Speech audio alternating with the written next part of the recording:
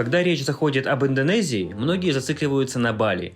Но в Индонезии есть уйма других фантастических мест, которые без проблем можно поместить в рамки вашего отпуска на Бали.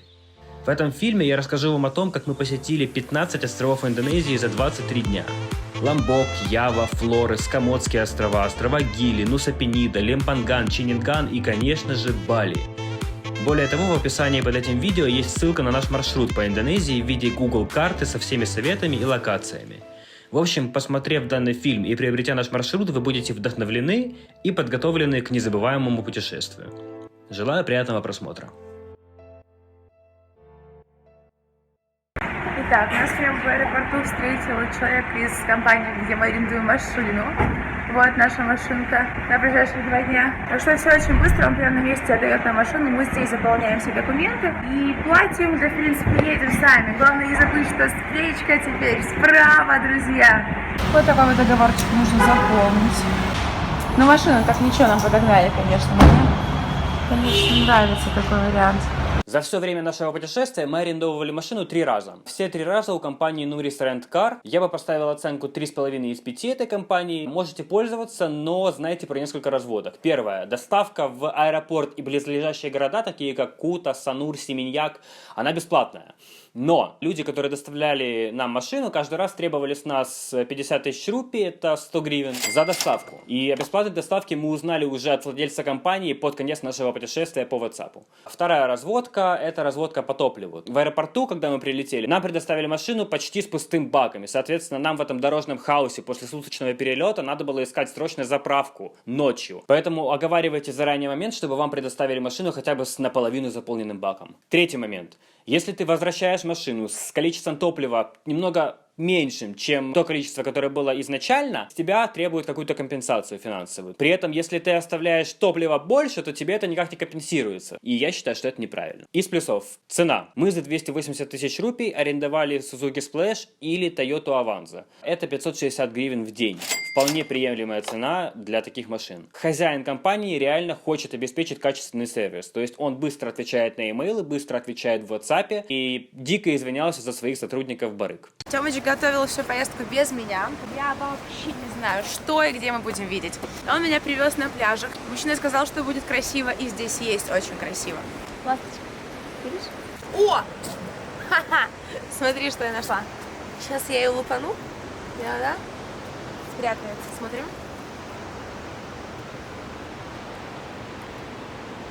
Это не то растение. Ну ладно.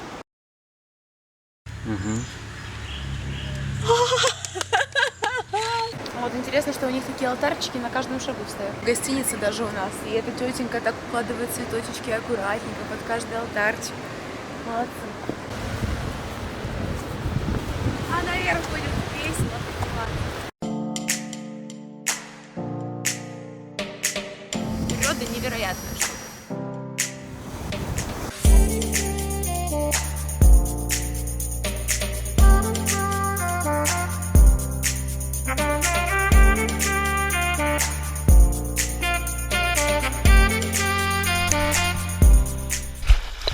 Я поплавал. Тут камни. Неудобно заходить вообще. Назад с подан не так весело подниматься. Не, нормально, на самом деле, не так тяжко, как могло бы быть. Казалось, что ступенек больше. Ну вот у ребят, конечно, здесь есть одна огромная проблема. Походу, о бережном отношении к природе как бы речь вообще не идет. Очень грязно. Это просто свалка. Ну, мне не понять, как можно не беречь природу такой красоты. Тем более они держатся на туризме, и рано или поздно такие свалки дадут о себе знать. Там очень красиво. Офигеть, тут пещера огромная. Воронки есть, смотри. Ресторан в пещере прям.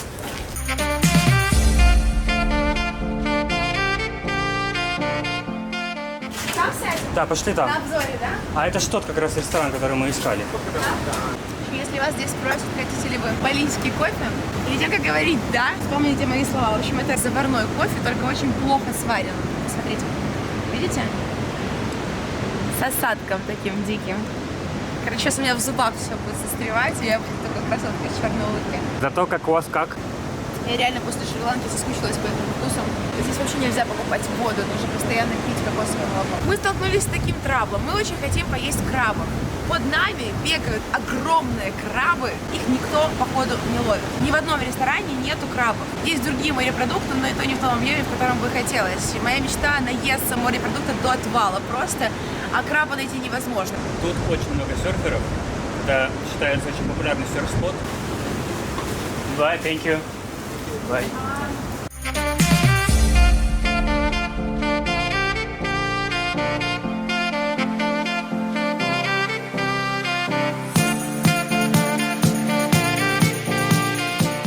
Ребят, в общем, мы на Blue Point Beach, тут безумно красиво. Добраться сюда довольно-таки просто, дорога хорошая, безлюдная, в отличие от Куты. Проезжаете, там будет парковка, платите 5000 рупий, это 10 гривен. Проходите потом метров 100 пешком, и вы на Blue Point Beach. Очень прикольно сюда добираться по пещере, это забавно. Вот там ползают обезьяны по деревьям. И в принципе в прозрачной воде настоящее сафари. Это особо не разгонишься в плане поплавать, но полежать, знаете, вот в этих вот камушках, как джакузи, это очень забавно. Тут красиво, что еще надо, и не так много людей, как могло бы быть.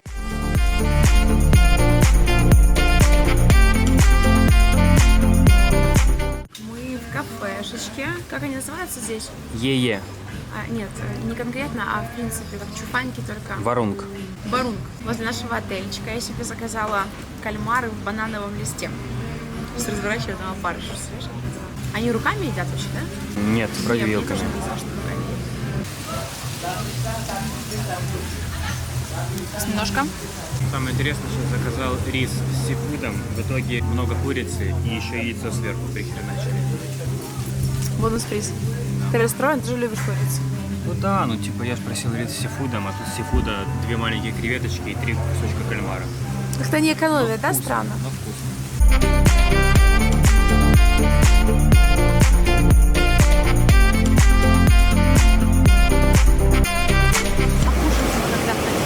Кушать пойдем скоро. Расскажи о том, какой сегодня был день и твои ощущения вообще от последнего пляжа. Безумно красиво. Каждый пляж прекрасен по-своему и получать эстетическое удовольствие просто сидя на берегу можно бесконечно. Есть один нюанс. Чтобы просто покупаться в океане, нужно идти на пляжи, которые забиты людьми, там, где в воде нет камней. А здесь настоящий рай для серферов, они там плавают и плещутся на волнах. А мы, к сожалению, с Тёмычем не серферы. Это не проблема, у нас в номере есть бассейн, и думаю, что мы с Тёмой потребность покупаться сегодня все-таки восполним. Ну, я, как всегда, с полезной, нудной информацией. Мы заехали на парковку Бингин-Бич, плата 5000 рупий. От парковки до пляжа 10 минут пешком. Если хотите попасть на соседний пляж Дримленд-Бич, то вы можете по береговой линии пройти с одного пляжа на второй. Я уверен, что вам понравится прогулка, потому что можно пофоткаться, снять безумно красивые видео и просто наслаждаться видами. Як работа, ці съемки постоянно, понимаете, Лида молодец. А як актрису покормить, то це вже, понимаете, отдельный вопрос. Актриса жрала сегодня 3 раза уже. По чуть-чуть. І буде їсти сьогодні. Ну, хочешь, будем. Хоч треба, понимаешь? По енергії на ці зйомки уходить, дай Боже, в цьому. Мы нашли очень прикольный такой ресторанчик, почти шведский стол, правда, за каждый ингредиент нужно платить потом отдельно. Крутющий варун. Смотрите, здесь есть адрес и все, что вам нужно знать. Да. Название просто несложно даже читать. Здесь типа шведского стола. Ты можешь выбрать все, что хочешь, и потом отдельно платишь уже на кассе за каждый ингредиент. Получается очень-очень дешево. И я уже все попробовала, это нереально вкусно. Девочки такие счастливые, что снимаешь их еду. Просто это реально находка, потому что до этого мы ели в ресторанчиках, где было не так вкусно, были порции намного меньше. И там было реально дорого. Наверное, в раза 3 дороже, чем в Украине. А здесь цены реально очень низкие, это морепродукты. Они офигенно приготовлены. Мы заказали кокос у берега на Blue Point Beach за 35 000 рупий один, то есть суммарно 70. Тут у нас суммарно 2 кокоса 30. Понимаете разницу, да? В 2 почти в 2,5 раза.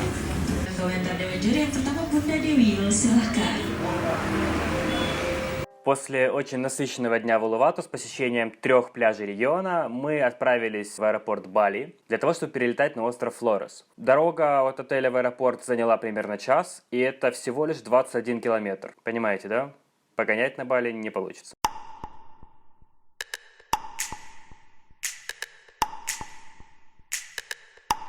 Ну и главный вопрос, зачем мы летим на Флорес? А затем, чтобы отправиться в лодочный тур по необитаемым островам. В итоге это станет одним из сильнейших воспоминаний за весь месяц путешествий. Но об этом в следующих 3 сериях. Лодки на острова отправляются с шумного и пыльного портового городка Лабуан-Баджо. Туда мы и летим. Прибыли в аэропорт, сдали арендованную машину и... Чуть не опоздали на наш внутренний рейс, это была просто жесть. Началось все с того, что приехали в International терминал, как на билете указано. В итоге это был Domestic терминал. Таксист нас спас, устроил какой-то токийский дрифт по многоуровневому паркингу. За 2 минуты довез нас до Domestic терминала, слава богу, что мы думали, что уже опоздали на регистрацию и придется покупать новые билеты на новый рейс. Что приятно, на стойке регистрации нас не заставили платить за перегруз багажа, хотя в билете указано максимум 10 килограмм на пассажира. У нас было явно больше, мы ничего не платили, это здорово. После этого мы ждем у Gate 3, как написано в билетах, как нам было сказано на стойке регистрации. В итоге остается 11 минут до отправки самолета, а написано, что за 10 минут посадка закрывается. Мы уже подходим к Gate 3, и нам говорят: ой, а вы знаете, Gate 4, без всякого объявления, без ничего. Всегда нужно проверять информацию, потому что у вас на билетах может быть написано одно, а по факту получается совсем другое. Не поленитесь и лишний раз переспросите, покажите всем билеты, узнайте, откуда и когда отправляется тот или другой самолет. Это очень важно, особенно если вы такая бестолковая девушка, как я, например, и путешествуете сами. И рядом нет такого мужчины, который возьмет вас за руку, как флажочек, и потащит за собой. Будьте внимательны. Сейчас к самолету мы шли тупо через весь аэропорт по взлетным полосам. Перелет с Бали на Флорес занимает 1 час 20 минут. Мы заплатили за двоих $385, но это потому, что брали билеты за 2 недели до даты вылета. Если же брать билеты сейчас, в декабре 2017, на август 2018, например, то билеты будут стоить $150 на двоих. Мы прилетели.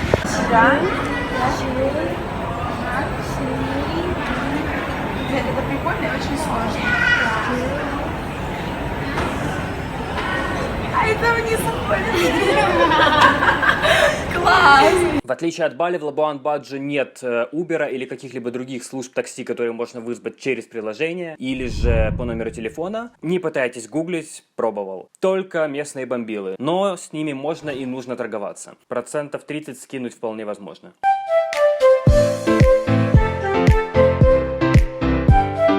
В общем, заходим идти по Duty Free в аэропорту внутренних рейсов, да, там магазинчик есть и продают там картошку. Ну, выглядит все это как картошка, оказалось, что это фрукт, который называется салак, и сейчас я буду его пробовать. Причем такой фрукт мы увидели только в аэропорту, больше нигде мы на него не натыкались. Но я увидела, что местные покупают его очень активно, значит, мимо проходить не стоит. Это такая шкурка, видите, похожа на чешую змеиную. Очень легко очищается, и внутри он похож на чеснок. Косточка внутри. Это реально очень вкусно, он такой, знаете, сладковатый, при этом не приторный, с легким оттенком ананаса. Короче, я привезу друзьям, мы знаем, или не портится. Он портится. Вот она, настоящая жизнь в Индонезии, понимаете, трущобы.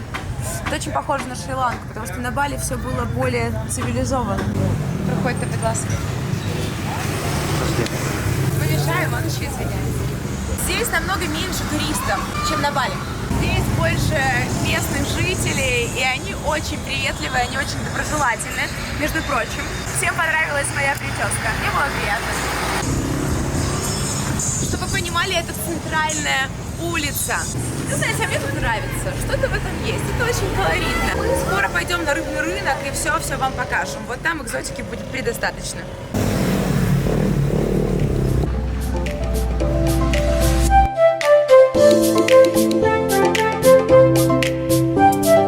Вот он, прекрасный трэш. Запашки пошли. Сейчас. Кальмары. В каком масле он готовит, смотри. Как ты думаешь, сколько этому маслу? Я думаю, что можно машинное масло смело заливать, нормально будет.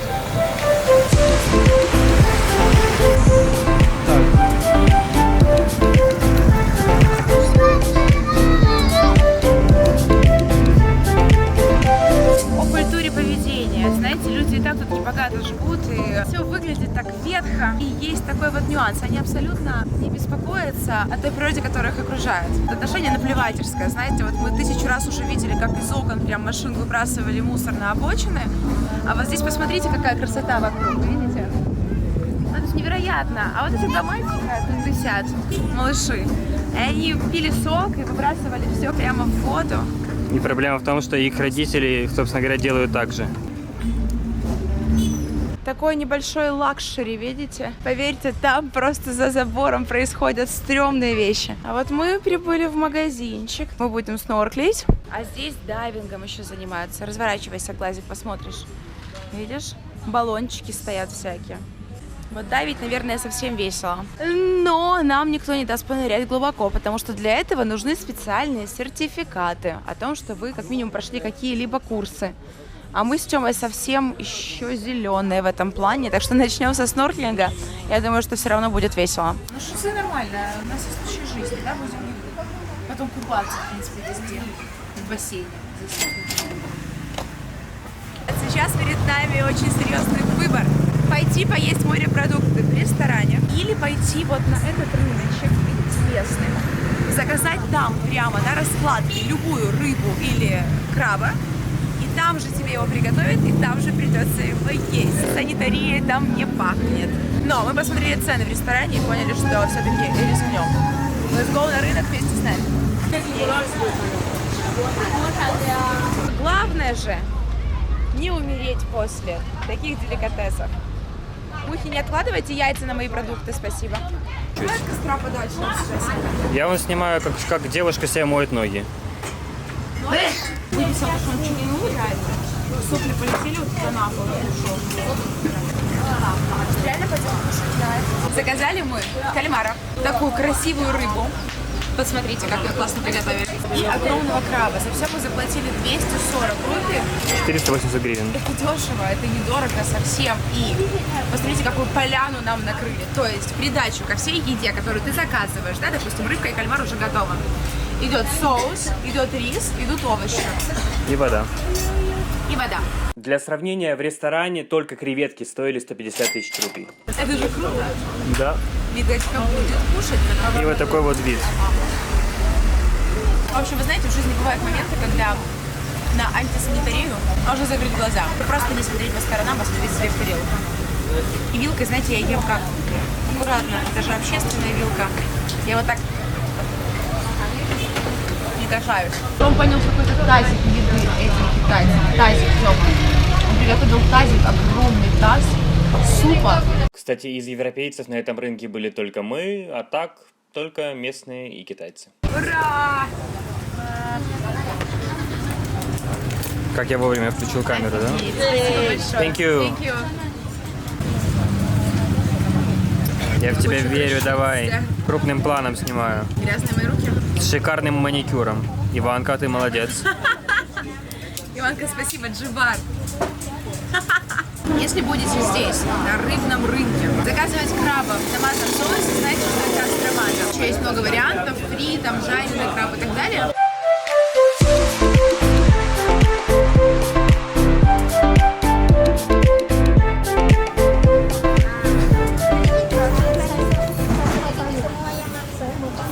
Это вообще жестко, а вот это настоящий трэш. Еще и пахнет дохлятиной, так что заходим. Это очень стрёмно. Очень грязно под ногами, потом кеды будут вонять рыбой. Ух ты, смотри, синяя рыба. А что это с ней? Что она синяя? Она поставляет кадр. В общем, мерзко, отвратительно и очень-очень колоритно здесь. Что ты не хочешь сниматься? How much is this pepper? Не понимаю. Наверное, чтобы крыса не бежала сейчас по проходу. How much? 10,000. 20 гривен. Можно 3? One, two, three. Так вот. Thank you. Thank you very much. Thank you. Тоже 10. Давай возьму еще 2. Ну бери давай как раз. Давайте еще 2. Ой, спасибо большое. Они нас наебали, как помогли, мне кажется, правда? Наверное, это вообще копейки стоит. Да похер, Лид, 20 гривен, о чем говоря. Я думаю, что каждый решит сам, питаться ему в таких местах или нет. Попробовать, в принципе, можно, было довольно-таки вкусно, и мы даже не отравились, нас в хорошем смысле слова пронесло. Мы отдыхаем месяц уже? 3 дня, Лида. Полноценных 2 дня, правильно? Полноценных 2 дня, да. Hello. Я в шоке. Я жду не дождусь завтрашнего безлюдного острова, потому что такой шум и пиздец, это тяжело. Мы уже почти в отеле, сейчас будет тихо, сейчас будет замечательно. Оказалось, что в номере отеля ничуть не тише. Всю ночь местные детишки кричали и взрывали петарды на улицах. Я думаю, что в черте Лабуан-Баджи в принципе невозможно найти тихий отель. И ночь перед обратным вылетом мы проводили в отеле за городом, и там было тихо и спокойно. Тёма зануда, Тёма зануда. На самом деле, для общего развития то, что сейчас происходит вокруг, это очень круто, потому что, ну, ты понимаешь, каким может быть мир, он может быть богатым, бедным, ветхим, запущенным, он может быть прекрасным, он может быть антисанитарным и вкусным одновременно, а еще мир может быть шумным. Если бы все страны мира были бы одинаковые, некуда было бы ездить сейчас будет. Да, сейчас мы провалимся в пропасть. Слишком шумно, слишком грязно. Все спрашивают hello, хочешь ли ты купить тур, хочешь ли ты байк, ты фотомодель и так далее, и так далее. Я, короче, люблю путешествия в природу, закаты, красоту, водопады. Да тут прикольно, ну чего, понятно, что ты сюда не приедешь отдыхать, наслаждаться особо нечем в плане красот города, но чисто для разнообразия вот такой вот колоритный трешечок, это же забавно, но это круто. На Один островах. день и на острова, да.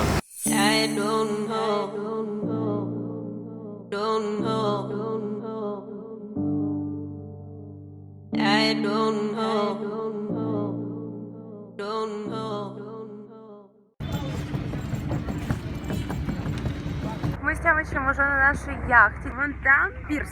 Мы по нему прошлись.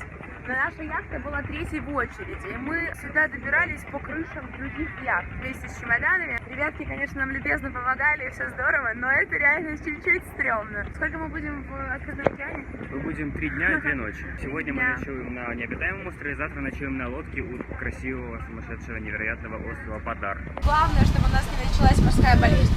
В общем, ну да, качает нормально, особенно внизу, в наших каютах. У нас прикольная команда, доброжелательные ребята. Сказали, что сегодня все для нас, они знают, что у нас медовый месяц, и мы можем просить все, что угодно, они будут идти нам навстречу. Нормально, нам нравится. Тёмыч сейчас подписывает документ о том, что никто не несет ответственность за наши жизни. Ну, там почти так написано. Я думаю, что все будет безопасненько. А хотя, знаете, есть один важный момент. Нас предупредили, что на одном острове очень много мышей, и на них охотятся змеи. И если ты оставишь еду там в домике, в котором будем ночевать, то прибегут мыши, а за ними приползут змеи. Это, блин, не весело вообще. Ну ладно. Safety first, yeah. On this boat we have more than 10 life jackets. We have a compass on this boat. We have phone. If something happen, we can call to another boat or to the office. Also, we have a small dinghy behind the boat. So if you want to go to the beach, if you want to bring with your camera, we will use a small boat. We have 2 toilets, yeah, in the left side, and also in the right side. Кстати, забавное совпадение. Оказалось, что все яхты отправляются с причала рыбного рынка, который мы показывали в предыдущей серии.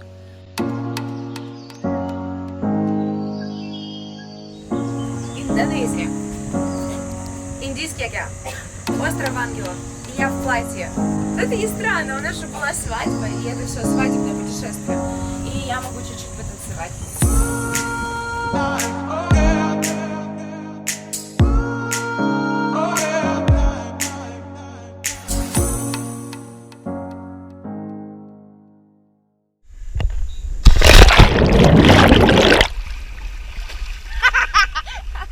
Ой, под нами кораллы, ребята.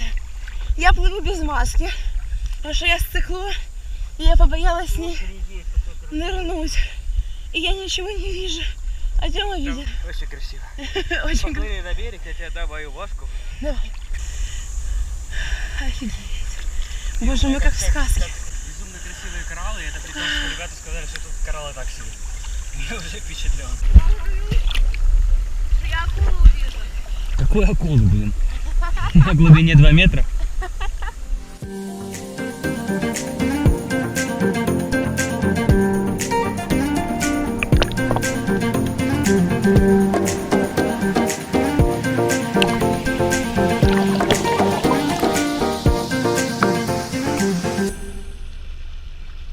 Итак, остров Бидодарий или остров ангелов. На нем есть всего один маленький отель, состоящий из 10 бунгало. На букинге у него очень высокий рейтинг, 9,1 из 10. Отель дорогой. Номера начинаются от $340 и выше. Плюс по правилам отеля бронировать нужно минимум 3 ночи. Для меня, как для активного путешественника, это вообще не вариант. В стоимость номера входит трансфер от аэропорта Лабуан-Баджи до острова и обратно. И плюс, я так понимаю, полное питание в отеле. На букинге почему-то пишет, что все абсолютно даты забронированы до апреля 2019 года. Скорее всего, бронировать можно только на официальном сайте отеля. Если интересно, я оставлю ссылку в описании. Что еще можно увидеть на этом острове, помимо кораллов и рифов? В отзывах об отеле люди говорили, что видели даже маленьких акул и скатов до 50 сантиметров. Куда мы плывем? Мы плывем на остров Канава. Чуть туда мы плывем. Нам сказали, что там очень красивые рифы. Будем плавать, наслаждаться.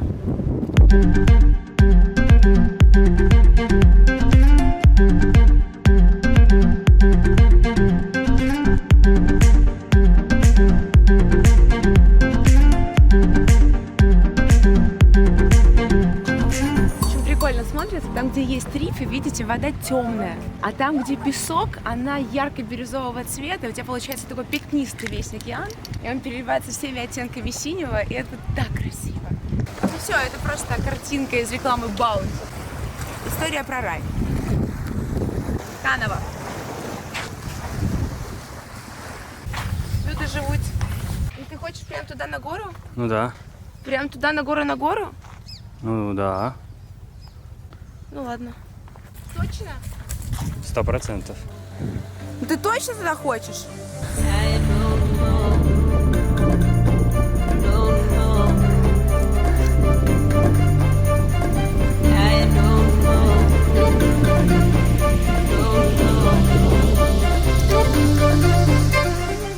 Ребят, не повторяйте наших ошибок и не поднимайтесь на гору в Санцепёк.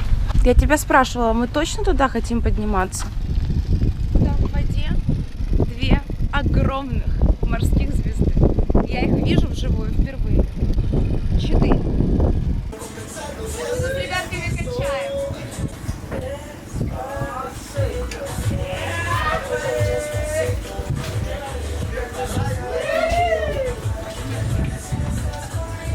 Интересно, не танцевать бачату, сальсу?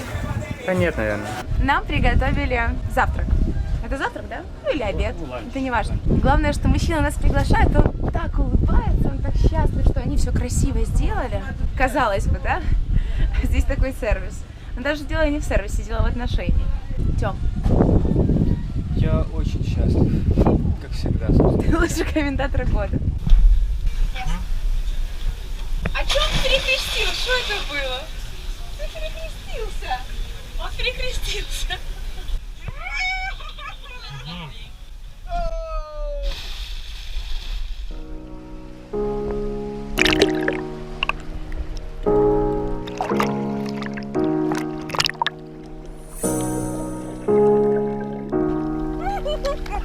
Спасибо!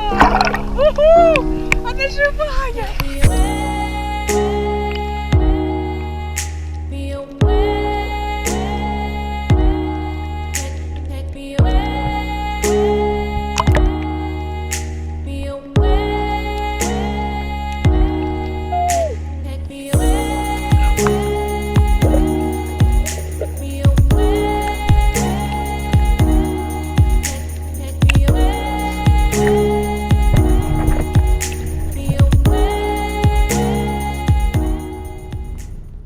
Тараканове также есть небольшой отель, состоящий всего лишь из 19 домиков со спартанскими условиями. Кондиционера либо вентилятора в домике нет, соответственно, будете жариться. Цена неадекватна. В высокий сезон от 70 до 90 долларов за ночь. Если приплываете на остров на пару часов на яхте, то можете на пляже взять зонтик с лежаком примерно за 12 долларов. Исследовать весь остров за пару часов вы не успеете, поскольку солнце днем просто выжигает напалмом, а чтобы попасть на другую часть острова, вам нужно будет подниматься на гору. Соответственно, кардионагрузка просто зашкаливает. Так что, если есть желание обойти весь остров целиком, то вам придется ночевать либо на острове, либо на яхте, если сможете договориться. Я советую только приплывать на снорклинг на пару часов, рифы тут потрясающие.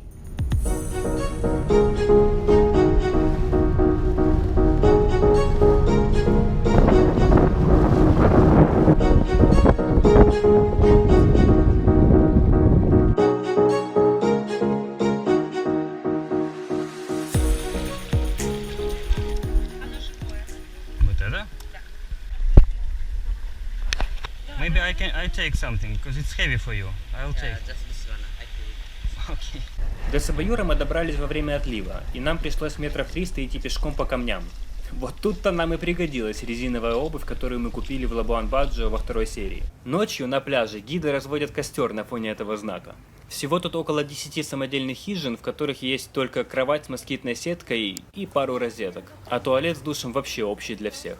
Условия, конечно, кустарные, но зато атмосфера просто фантастическая. Ребята, послушайте, как тут тихо. Как по мне, это рай.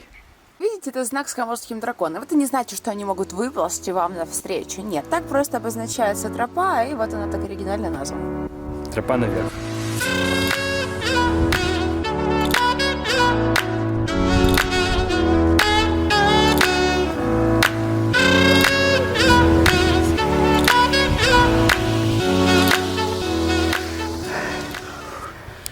Будем обратно спускаться на жопу. Не спеша. С нами гид. Будем сидеть и спускаться. С нами гид, все окей. Ну тоже будет на жопе.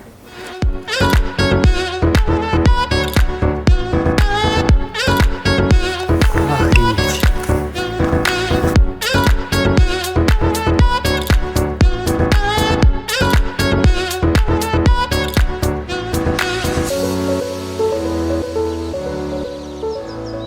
Это невероятно, конечно. Моя мечта сбылась. Я знал, что Сабаюр это очень красивый остров, но я не представлял, что настолько. Фотографий просто в интернете почти нет. После нашего видео, я думаю, он станет популярнее.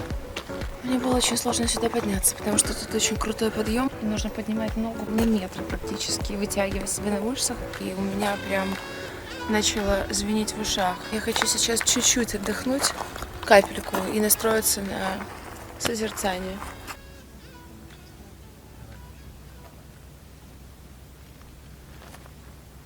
Наш первый день сумасшедшего тура вместе с компанией Florex XP подошел к концу.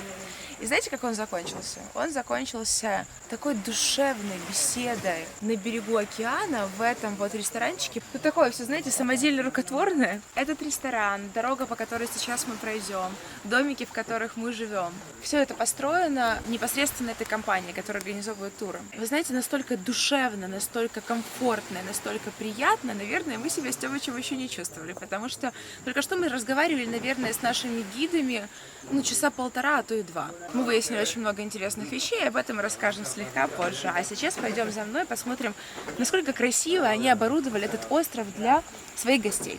Тут никогда не бывает много людей, тут стоит буквально несколько домиков, да, и они построены специально для людей, которых привозят сюда на пару дней. А так тут никто не живет, только маленькие козочки. Я балдею, реально. Но это разве не шедевр? Ну, посмотрите. Своими руками и с любовью, знаете, это очень важно. И вот здесь начинается самое интересное. Представь, что ты проходишь квест какой-то пиратский. Мы находимся на берегу океана, раз. Мы находимся на необитаемом острове, 2. Здесь очень тихо, 3. Ребятки постарались создать такую необычную атмосферу. И здесь в горах даже спрятан флаг.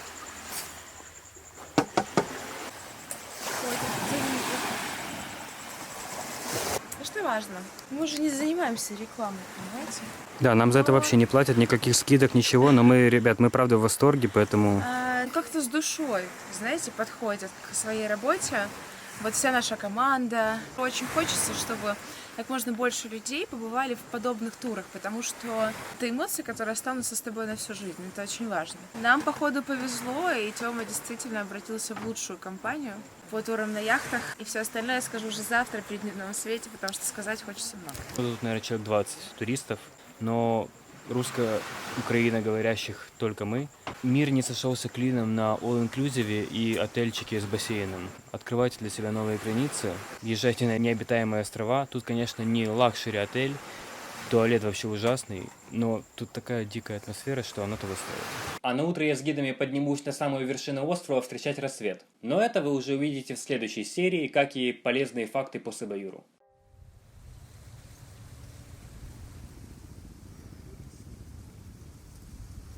За час до рассвета меня разбудили Макс и Эдуарда, и мы начали восхождение. Вокруг тишина, слышно только, как мелкие камни и трава хрустят под ногами. И волны бьются, а берег где-то уже далеко внизу. Вокруг кромешная тьма, и только луч вспышки от телефона указывает тебе путь наверх.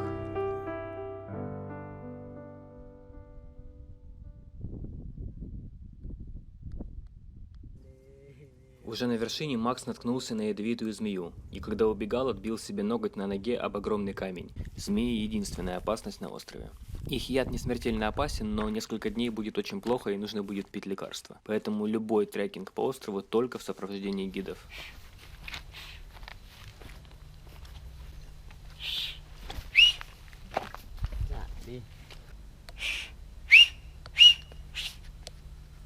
It's good that you're still trying, you know?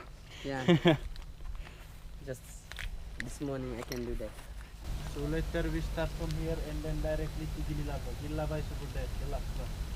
Current is pretty strong there. The most dangerous for diving. A few weeks ago, one of the divers disappeared.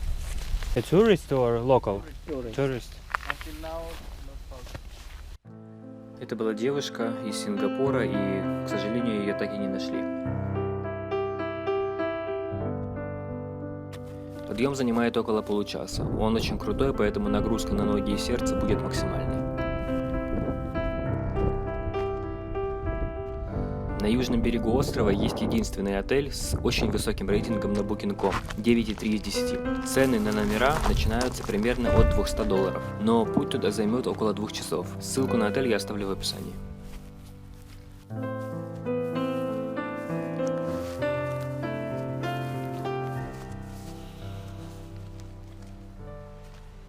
Это нелегко.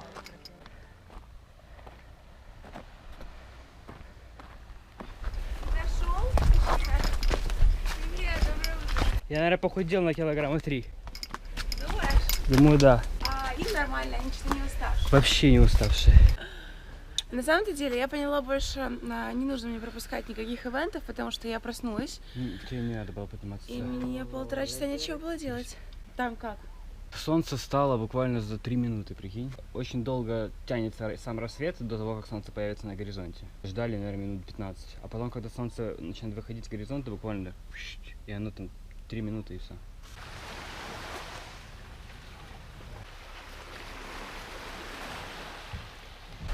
Вот этот сундук. Открывай. По-прежнему ничего нет в нем.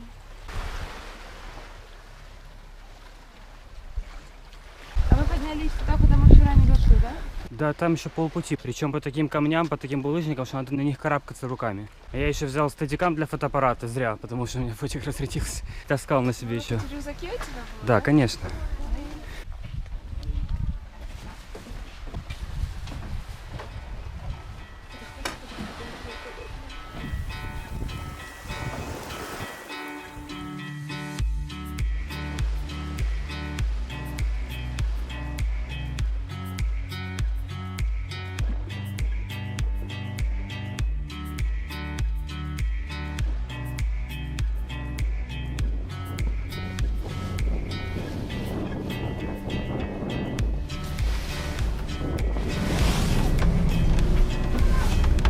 Все окей, все хорошо. По пути на Гилилава мы попали в небольшой шторм. Пару раз нас обливало волной и качало так, что можно было свалиться с лодки. Было весело.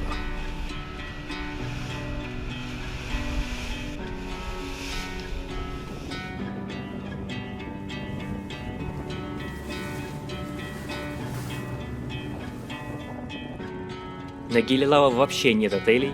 Туда приплывают для трекинга и дайвинга. У острова есть популярные дайв-споты, но, повторюсь, новичкам там не место из-за очень сильного течения. В общем, очень долго я думал, подниматься ли мне на эту вершину или нет. Солнце в самом пике, решили все-таки отчаливать и не испытывать судьбу. Потому что с утра уже я поднялся на верхушку Сабаюра. И правильно сделал, что отказался от подъема. Иначе у нас не хватило бы времени для сюрприза, который приготовили нам наши гиды.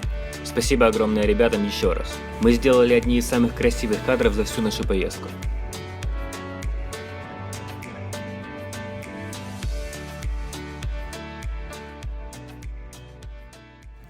Боже, она тепленькая такая. Вот я бы сейчас на ней пернула в темном платье. Для нас наш гид приготовил Сюрприз.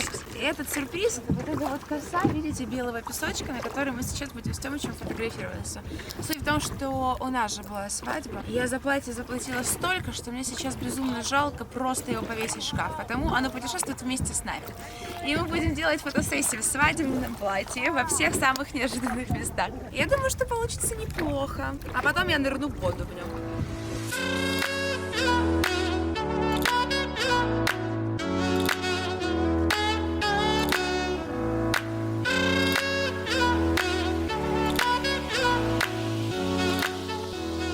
Я такое даже на экране не видела. 1200 баксов. Сгоревшая принцесска, блин. Что ты смеешься? Он смеялся. Поехали. Раз, два, три.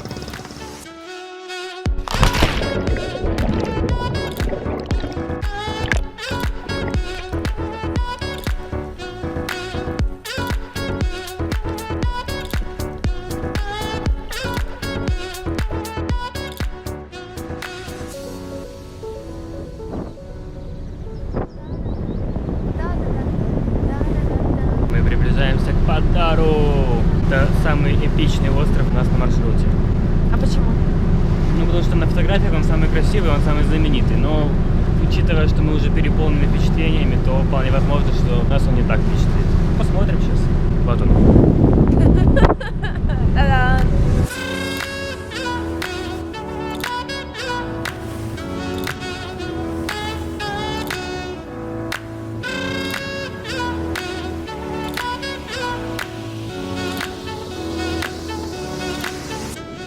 Еще впечатлений, еще впечатлений. Прошло 3 дня, а мы же ничего не увидели. В отеле, да, торчим все время, all inclusive. И все.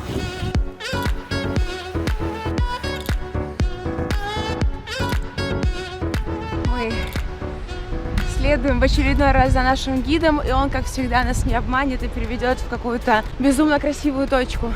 Хотя мне это кажется, ну как может быть еще красивей? Ну как? Привет. Ты упал? Наебнулся трошки. Тут надо фильмы снимать, понимаешь? Это наш гид. Ему все легко, он вырос в горах. Да, он рассказывал, что он вырос в горах.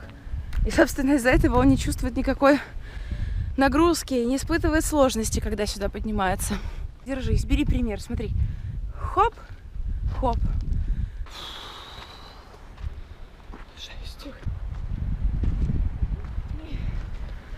И мне реально казалось еще вчера, что лучше быть не может. Сегодня у нас еще больше впечатлений. И перед нами открываются все более шикарные виды.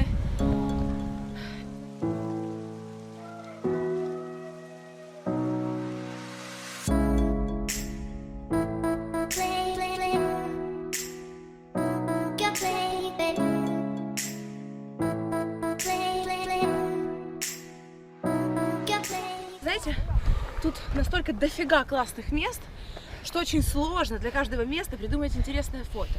Давай просто стоять в следующий раз. Я не могу даже говорить, потому что у меня отдышка.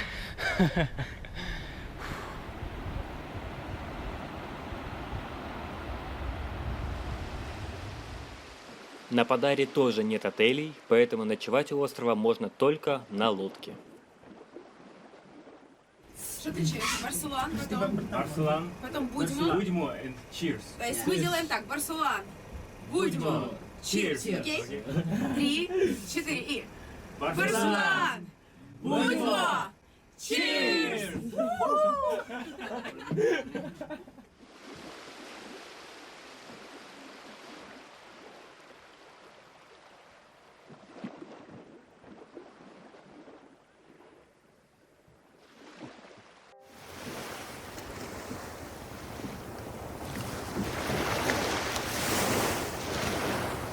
Привет! В общем, я чувствую себя слегка одичавшей, потому что могу голыми руками словить еду себе. Это не просто, на самом деле, потому что он очень быстро бегает. Смотри-ка. Беги. Но он был быстрее, когда я его ловила. Он боится просто. Беги.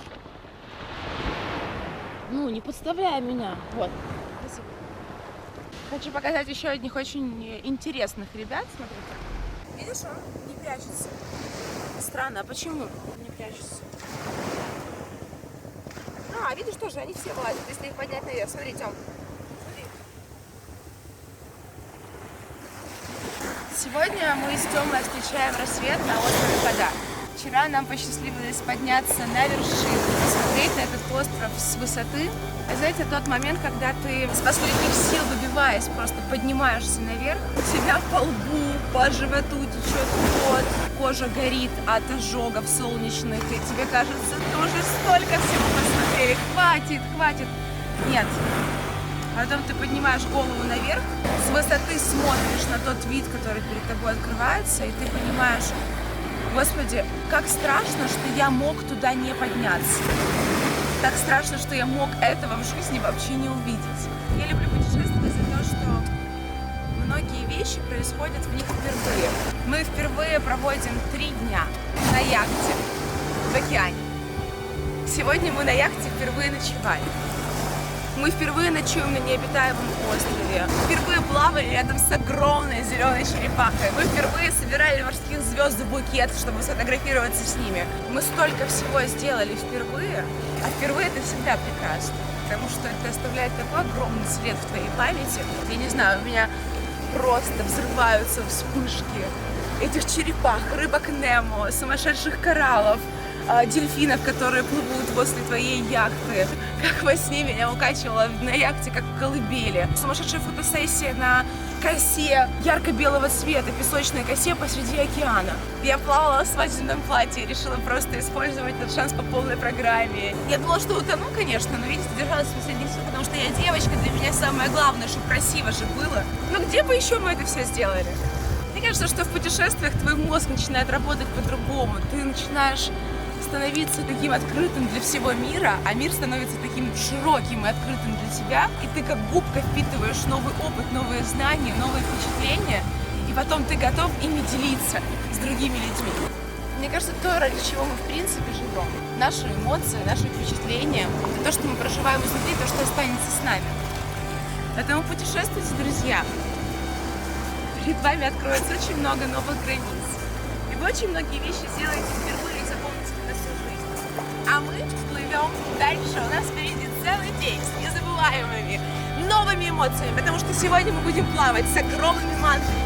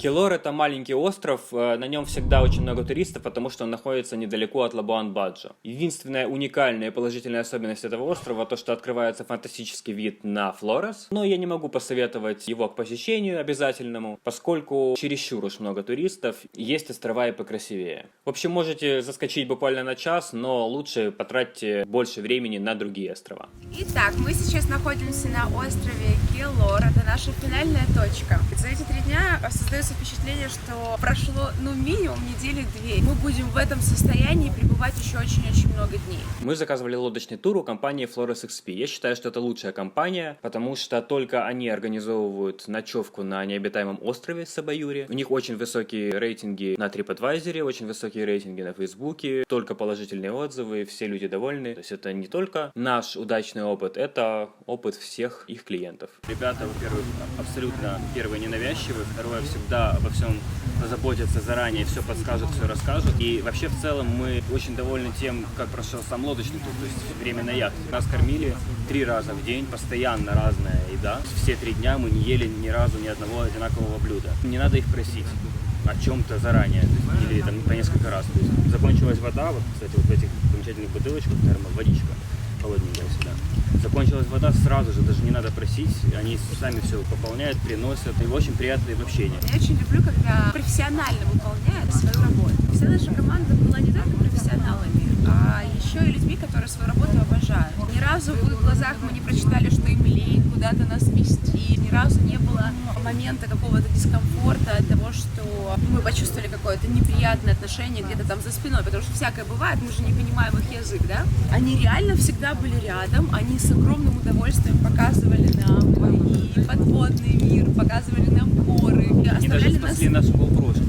между прочим, У меня этот даже есть это лопушок, я им говорила, надень поплавок на GoPro, человек не верит в мои интуиции до Женщина сих просто пор. ведьма, она каркает, понимаете? Перестань. Она сказала, Вот. вы теряешь GoPro, и через 5 минут я ее И я теряю. вижу, как он плывет ко мне, это GoPro-шка падает, эпичное видео, мы, конечно же, вставим в этот выпуск. Вот, и наш гид, он нырнул на глубину, наверное, 13-14 метров и достал нашу GoPro, вот, Без спас нас. акваланга. Там были наши очень важные кадры, было бы очень обидно, помимо денег, конечно же, потому что подарили.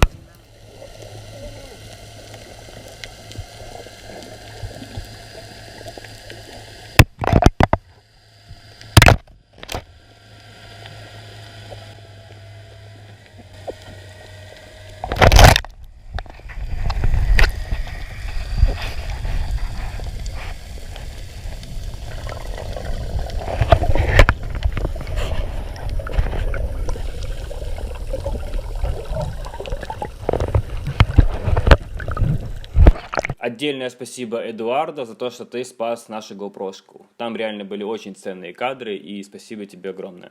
Помните о том, что Индонезия это не только Бали, это не только красивые отельчики на берегу. Нет, Индонезия огромная страна. Здесь есть нереальный островной океанический парк. Если вы приедете в Индонезию, это просто must-have. Вы должны поехать тут на яхте. Это незабываемое впечатление. Мне кажется, что это будет одним из самых ярких наших воспоминаний. Хотя впереди у нас еще целых 19 дней, а мы уже отдохнули на 3 года вперед.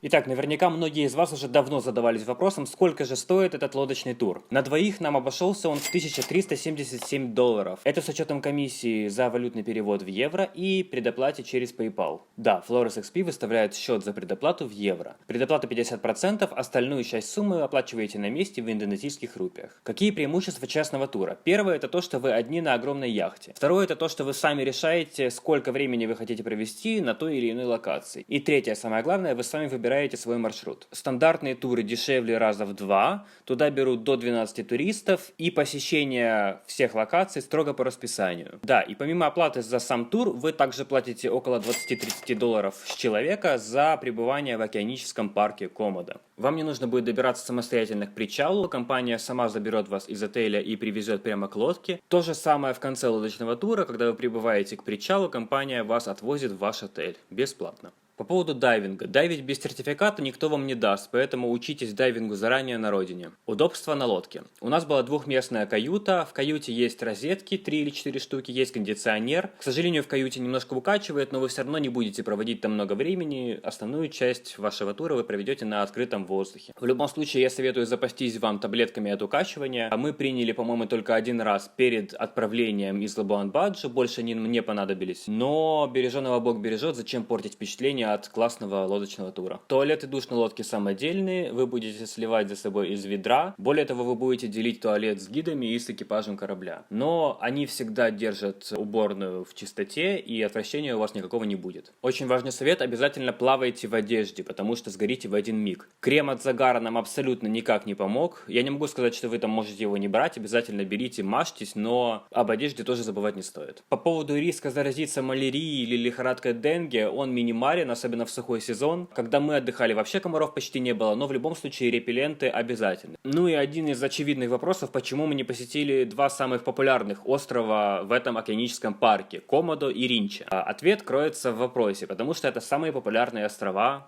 в этом направлении. Только на этих островах обитают комодские драконы, и, по сути, посещение этих островов сродни посещению зоопарка с огромным количеством туристов. Я решил, что драконы не стоят того, чтобы бродить среди толп туристов, поэтому мы предпочли более безлюдные, но не менее живописные варианты. Да, и важный момент: если вы будете брать не частные туры, а стандартные, у Flores XP или у любой другой компании, посещение одного из этих островов, Комодо или Ринча, всегда включено в программу маршрута.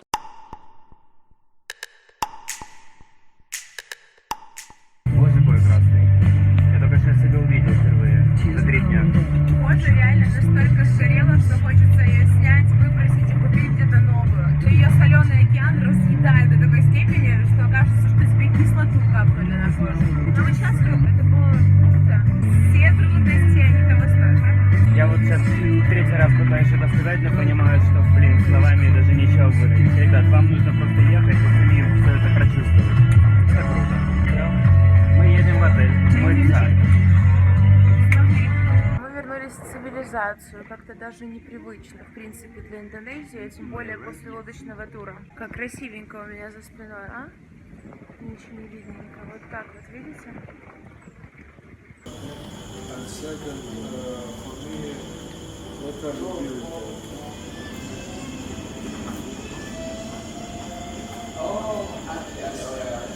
После диких условий лодочного тура мы переночевали в тихом и спокойном уютном отеле Purrisari Beach Hotel и на утро отправились в аэропорт перелетать на Бали. Пару слов об отеле. Он находится за пределами Лабуан-Баджо в 10 минутах езды от города. Я однозначно могу советовать этот отель, потому что одним из важных плюсов является то, что он предоставляет бесплатный трансфер аэропорт-отель-аэропорт и бесплатный шаттл-сервис из отеля в центр Лабуан-Баджо и обратно. Это огромный плюс, поскольку вы экономите существенную сумму денег и на ночуете в тишине и спокойствии. На обратном рейсе с Флориса на Бали нас все-таки заставили платить за перегруз багажа. Когда я сказал девушке на стойке регистрации, что мы 4 дня назад летели этим же рейсом, с этим же багажом и ничего не платили за перегруз, она просто мило улыбнулась. Вот так вот интересно проходит посадка на самолет. Пешком доходим до самолета. Все так по-домашнему, видите? Впрочем, сумма за перегруз небольшая, 1 килограмм $1. У нас было 5 килограмм перегруза, соответственно, мы заплатили $5. Напоминаю, что ограничение на одного пассажира максимум 10 килограмм. Самолетик-то так себе. И лететь стремновастенько на нем, но всего лишь час 20 минут, так что потерпеть можно.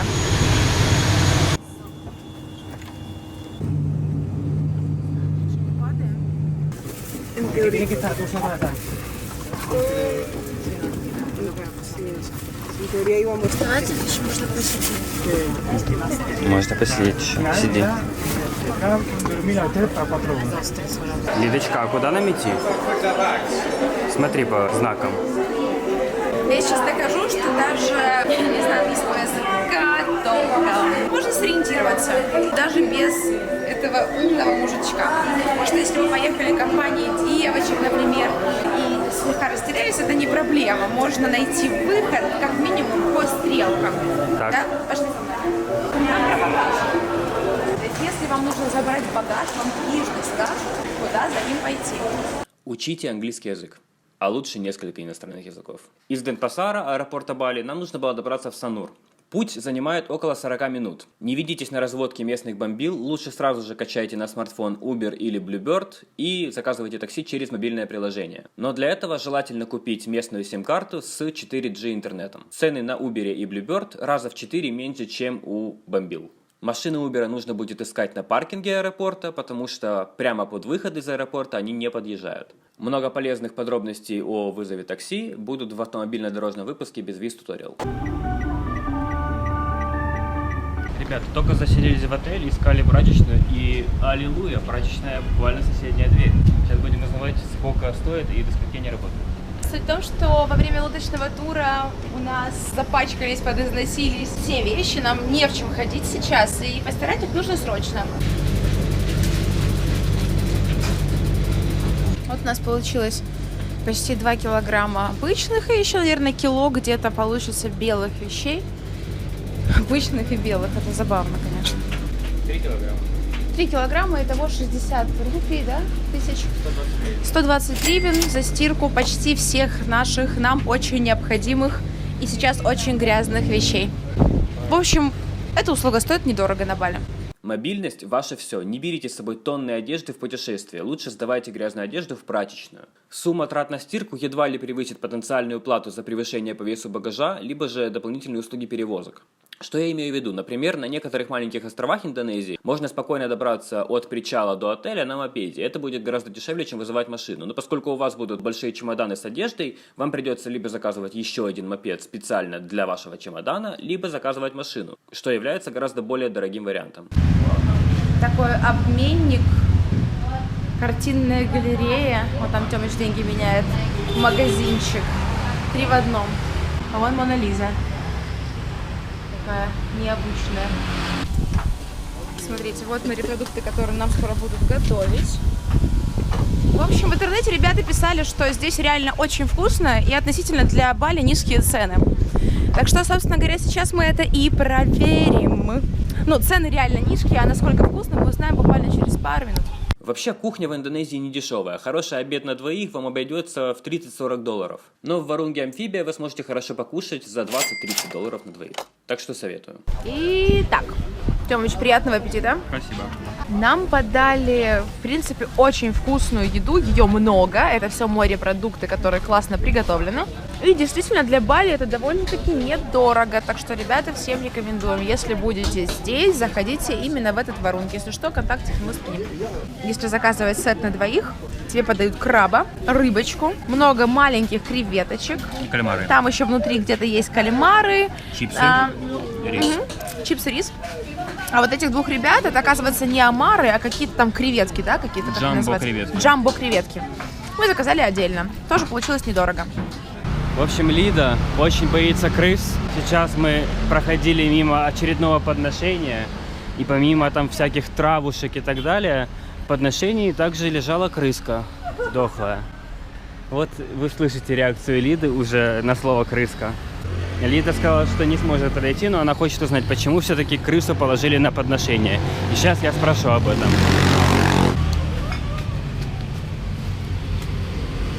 Ну и что, видишь, он сказал, что он не ложил, он не знает, кто положил. Это, видимо, какая-то шутка. Может, это подложили, чтобы зло было какое-то.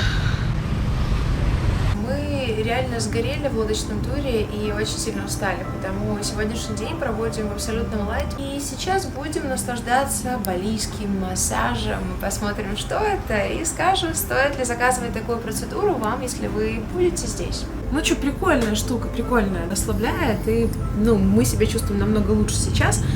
Один нюанс. Нам делали массаж как паре в одной кабинке. И девчонки, которые массажистки, когда увидели Тему без футболки, начали смеяться и просто не могли остановиться. Знаете, тот момент, когда у тебя тупо смешок в горле застрял, и ты давишься этим смехом, потому что, смеяться по правилам же нельзя. А Тёмыч реально отличается повышенной волосатостью, и мужчине, было очень неудобно. Вначале он говорил, что он стесняется теперь встать. Но мы решили не париться по этому поводу, начали смеяться просто вместе с ними, чтобы поддержать их.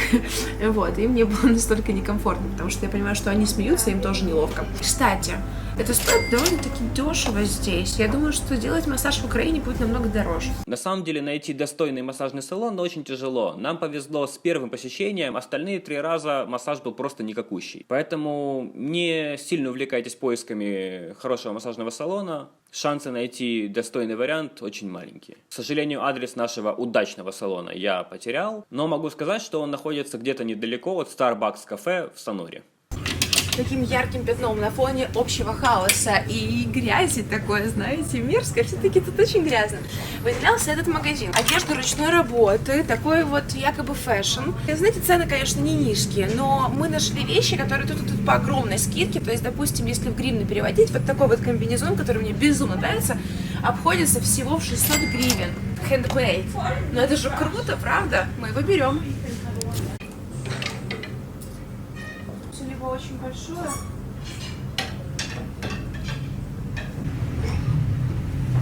Сейчас сидим в таком очень цивилизованном, красивом ресторане. Как-то в целом, знаете, вот мне нравится здесь и все. Слишком по-европейски, что ли, слишком шумно, слишком людно и как-то не гармонично совсем. Европу в каком-то искаженном слегка виде перенесли сюда, намешанность всего и везде, и очень много туристов, очень много людей. Теряется какая-то общая атмосфера экзотики, колоритности самой Индонезии. Ну вот не то, правда. Нет тут духа Индонезии, той Индонезии, которую мы уже увидели. Так что нужно сваливать отсюда. Утром до отправления в тур на вулкан Иджень мы решили пройтись к океану и насладиться спокойной атмосферой Санура, если такая вообще могла бы быть. И вы знаете, атмосфера нас порадовала. На пляже было много людей, которые занимались йогой, но они, соответственно, были тихими. Было очень умиротворенно, очень спокойно, и мы прокайфовали. Через пару часов, конечно, это место будет не узнать, будет очень много туристов, очень много зазывал торговцев, таксистов, очень шумных, будет играть музыка с каждой кафешки. И хорошо, что мы уезжаем. В тур мы решили взять только самые необходимые вещи, а чемоданы оставить в номере отеля. Соответственно, следующие 1,5 суток наш номер отеля в Сануре будет служить как камера хранения. Согласен, экономически, конечно, это не очень выгодно, но нам не хотелось тащить чемоданы с собой всего лишь на 1,5 дня на другой остров. Поэтому я решил выбрать такой вариант, и чтобы хоть как-то минимизировать экономический ущерб, решил выбрать дешевый отель в Сануре. Ночь в нем стоит всего лишь 220 тысяч рупий, по меркам Бали это очень дешево. Да, конечно, отель довольно суровый, номер со спартанскими условиями, маленький, душ над унитазом, умывальник в спальне, но при этом есть очень много плюсов. Очень хороший Wi-Fi, очень тихое расположение, несмотря на то, что отель находится в 2 минутах от главной улицы с кучей кафешек. Очень приветливый персонал, который всегда пойдет тебе навстречу. И до океана от отеля минут 10-15 пешком. Также в номере есть вентилятор, соответственно, от жары умирать не будете. Ну, конечно, я бы вам советовал все-таки найти настоящие нормальные камеры хранения и выбрать отель получше. Просто из-за нехватки времени в планировании я не успел найти камеры хранения, соответственно, пришлось выбирать такой вариант. Ну и о том, как найти достойный дешевый отель на букинге и какими принципами я руководствуюсь при поиске отелей, я расскажу в отдельном выпуске без виз-туториал. Да, ребята, никогда, слышите меня, никогда не берите с собой в путешествие чемоданы вещей. Никогда. Через серии 7 вы поймете мою категоричность. В 10 утра за нами заехал наш водитель, и мы отправились в путь. Нам нужно было добраться до порта Гилиманук, оттуда сесть на паром, добраться до острова Ява, от причала на Яве добраться до отеля, отдохнуть там полдня и ночью отправиться покорять вулкан. Путь от Санура до Гилиманук займет примерно 4 часа, дорога будет очень живописной.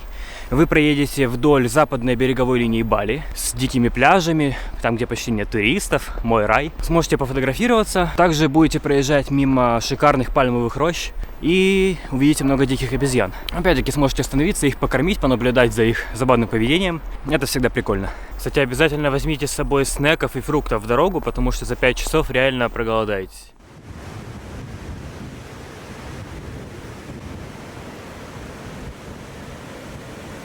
Мы с Тёмой сейчас находимся на западном побережье Бали, вдалеке от больших городов, туристических центров. Посмотрите, насколько красиво вокруг. В отличие от Санура, тут совсем другая растительность и просто нереальной красоты природы. Мне кажется, что если и снимать гостиницу на несколько деньков, да, чтобы получить кайф и ощущение какой-то гармонии от отдыха, нужно делать это подальше от больших туристических центров. Именно вот в такой местности. Мне кажется, вы получите намного больше удовольствия от подобных пейзажей. Здесь проездом, и водитель остановил, чтобы мы насладились видом. Ну и спасибо ему за это, в принципе. Мы поехали дальше, у нас не так много времени. В общем, добрались мы до Гилиманука. Наш водитель купил нам 2 билета на паром. Они стоят всего лишь $1. Мы за них не платили, он сам заплатил. Сфотографировал нас, что было странно. И сказал: все, шуруйте. Не сказал куда, не сказал кому. В общем, так на удачу мы пошли. Как миньонов в компьютерной игре. Нас направляют указательными пальцами прямо на паром. В принципе, никаких проблем. Я так понимаю, что, наверное... Мы опоздали. Походу, все.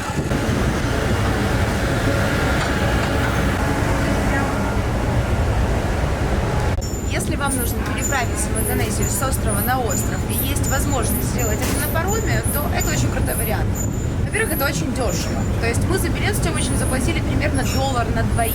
Дальше поправочка, не мы купили, а нам купил наш водитель. То есть это уже включено в стоимость тура. Во-вторых, быстро, насколько я понимаю, все паромы по самому короткому пути. Ну, единственный нюанс, это, конечно, ужасные туалеты. Ужаснейшие туалеты. Лучше сходите в туалет, короче, до парома, ладно? Потому что будет не очень приятно. Мы тут, между прочим, единственные туристы, все остальные это местные жители.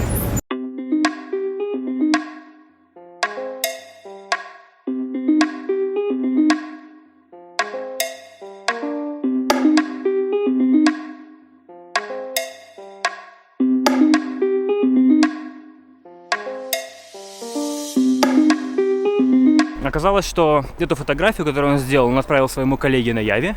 И уже этот коллега должен был нас высматривать, когда мы прибудем, собственно, в порт Явы. Уже в порту на Яве нас окружило очень много таксистов. Естественно, все говорили, что да, ребят, мы с этой компанией, мы вас довезем, все окей. По факту они бы просто потом в отеле требовали с нас деньги за то, что они нас довезли. Ну и один из этих таксистов был действительно настолько убедителен. Мы реально поверили, что это тот человек, который должен нас встречать. И уже шли вместе с ним к его машине. Как тут на паркинге нас перехватил тот человек, который должен нас встречать. То есть, по сути, я так понимаю, что нам повезло, что мы его встретили. И я считаю, что это просчет компании. Было бы неплохо, чтобы они давали контактный номер телефона этого человека, который должен нас встречать на Яве, и тогда бы никаких проблем не было. От порта Явы до отеля путь занимает примерно 10-15 минут. В общем, водитель вас довозит, вы селитесь в отель и отдыхаете полдня. Ночью вас ждет восхождение. По поводу отеля, в котором мы остались на ночевку. Называется он Ketapang Indah Hotel. Достойные номера. В принципе, сам отель довольно красивый. Очень большая территория. Зеленый сад. Хороший бассейн. Есть даже выход к пляжу. Причем на пляже черный вулканический песок. И это необычно. Но на этом плюсы заканчиваются. Теперь о минусах. Хоть пляж довольно необычный, но он очень грязный. В этом, конечно, проявляется вся засранская сущность индонезийцев. Они вообще не заботятся о своей природе. Ну, на кадрах, я думаю, что вы все прекрасно видите. Это просто жесть какая-то. Купаться на пляже в океане нельзя из-за сильного течения, но я думаю, что у вас и так не будет желания купаться, потому что реально очень грязно.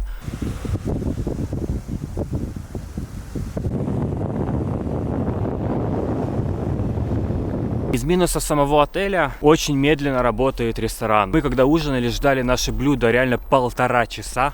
Ах да, еще мы пошли на массаж в этом отеле, и это было ужасно. Лучше бы не ходили. В отеле реально классный бассейн, причем люди купались в нем даже когда уже было темно. Есть детская площадка, и в ресторане вечером играла живая музыка, что было приятно по атмосфере. Ну и Лиде очень понравились карпы на ресепшене, еще бы. Дай девушке любую зверюшку, и она ставит отелю сразу 5 баллов. В 12 часов ночи за нами заехал водитель, и мы отправились к подножию вулкана. Я вообще думал, что на протяжении поездки с нами будет всего лишь один водитель. Оказалось, что их было 3. То есть один из них вез нас из Санура в Гилиманук, порт на Бали. Второй из них вез нас с порта Явы до отеля. И третий вез нас с отеля к вулкану. По пути на вулкан вы также подбираете гида, который будет непосредственно с вами подниматься к вулкану. А водитель будет вас ожидать у подножия. Дорога к вулкану реально стрёмная. Ты едешь в кромешной темноте по очень узкому и крутому серпантину. И хоть мы ехали на джипе внедорожнике, он реально еле нас вытягивал на первой передаче. В какой-то момент я даже подумал, что мы просто застрянем и никуда не доедем.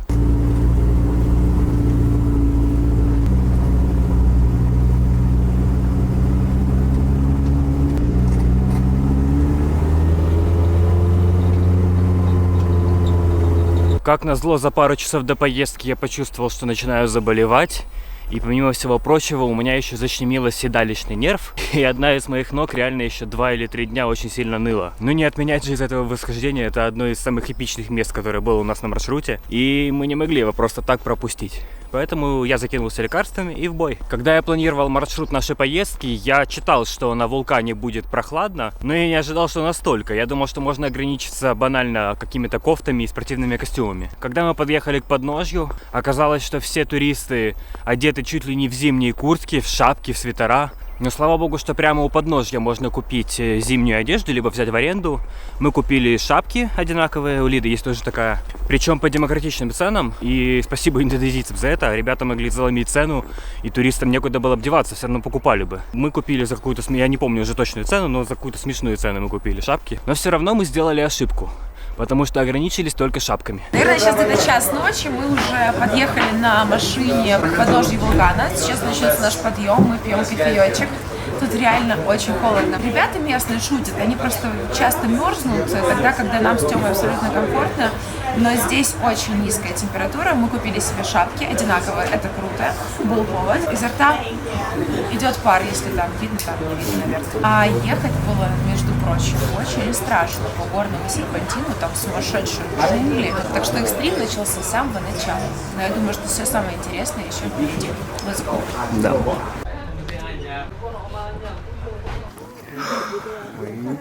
Мы уже минут 40 поднимаемся наверх, подъем реально тяжелый, в воздухе запах серы очень хорошо чувствуется. Сера пахнет тухлым яйцом, это отвратительно, потому мы уже идем в масках 15 минут. Подниматься непросто, потому что подъем хоть и не очень крутой, но он такой, знаете, стабильный, под углом, наверное, градусов 30, и ноги напрягаются так серьезно, задышка, но мы не останавливаемся и идем дальше как можно быстрее. Я хочу видеть голубые огоньки. Смотри как. Ух ты!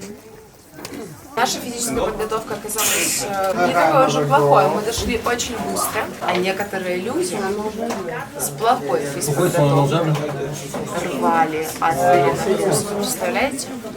Но выглядит эпично на самом деле, потому что идет такая толпа гусениц из людей. Некоторые останавливаются и рвут в кусты. Такое впечатление, что мы на каком-то жестоком испытании, знаете, из серии остаться в живых. Сейчас мы будем в этой змейке водить хороводик со всеми туристами.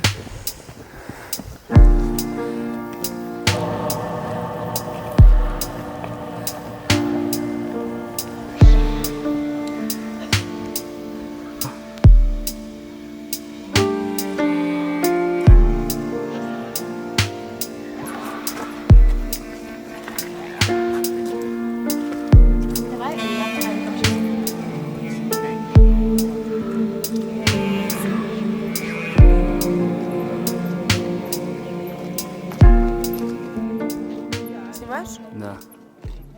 Мы на месте. Я один раз чуть не упала в обморок от запаха серы, и походу мне сложно дышать в этой маске. Нам повезло, потому что ветер не дует в нашу сторону, и кислород пока что доступен для нас без маски. Вот это озеро и будет безумно красиво на рассвете. А сейчас мы идем смотреть на голубые огни.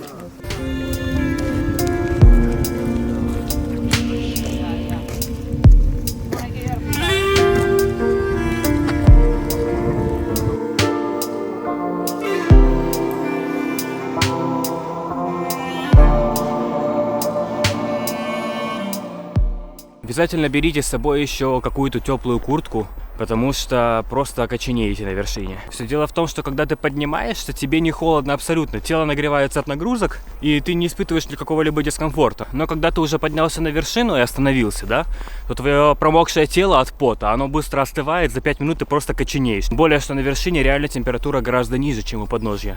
И вот тут началось самое интересное. Буквально через 5 минут после того, как мы поднялись на вершину, я почувствовал, что мне становится очень жарко. И Лида потрогала мой лоб и сказала, что я просто горю. Ну и я сам чувствовал, что меня бросает то в жар, то в холод. Естественно, нам пришлось отменить спуск в жерло вулкана, там, где можно рассмотреть вблизи эти голубые огни, и спускаться обратно вниз. Если бы, допустим, этот спуск занимал какое-то короткое время, то я бы спустился и поднялся, не проблема. Но, во-первых, на вулкане очень много туристов, и, во-вторых, путь с вершины в жерло занимает полчаса в одну сторону. Из-за того, что очень узкая дорожка, и на тропе помещается реально один человек, а по этой тропе и поднимаются, и спускаются люди. И помимо всего прочего, по этой же тропе поднимаются и спускаются работники, которые таскают серу из вулкана. Честно, я восхищаюсь их терпению, потому что реально туристы очень мешают им работать, и при всем при этом они очень вежливы и приветливы с туристами. Ну, в общем, я прикинул, что до рассвета еще 1,5 часа. Если даже мы не будем спускаться к жерлу вулкана голубым огням,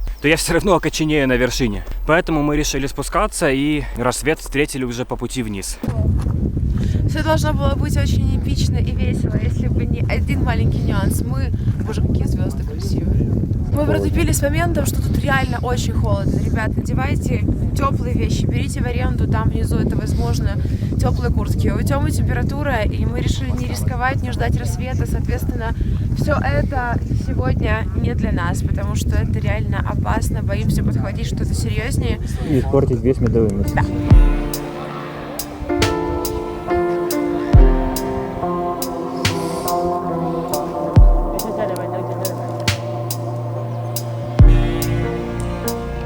Тоже вполне красиво. Мы очень расстроены, потому что мы, наверное, впервые не дошли до поставленной цели за весь период наших путешествий. Это случилось по 2 причинам. Во-первых, когда тебе плохо и ты заболевший, рисковать здоровьем, наверное, не стоит, если впереди еще 2 недели приключений и хочется пройти по максимуму их. А во-вторых, мы реально безответственно отнеслись к информации, которая, в принципе, была доступна о том, что тут реально холодно.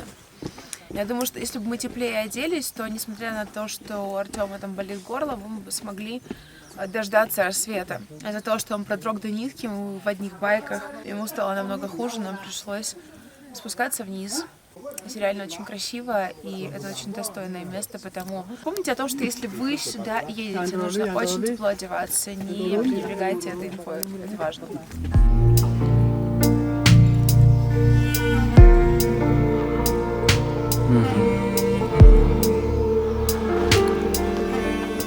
Операция была провалена, но вот мы возвращаемся обратно и видим теперь при свете все, что мы прошли в темноте, и тут нереально красиво. То есть можно вполне, мне кажется, если даже жертвовать синими огнями, можно подниматься сюда и днем. Ну и уже по пути с вулкана в отель мы заехали в аптеку, потому что все противовирусные лекарства я уже принял, которые у нас были в аптечке, и потратили какую-то сумасшедшую сумму в аптеке. И самое смешное, что самым дорогим оказался витамин С. 500 гривен. Самый дорогой витамин С в моей жизни. Вот такие вот витаминки за 500 гривен.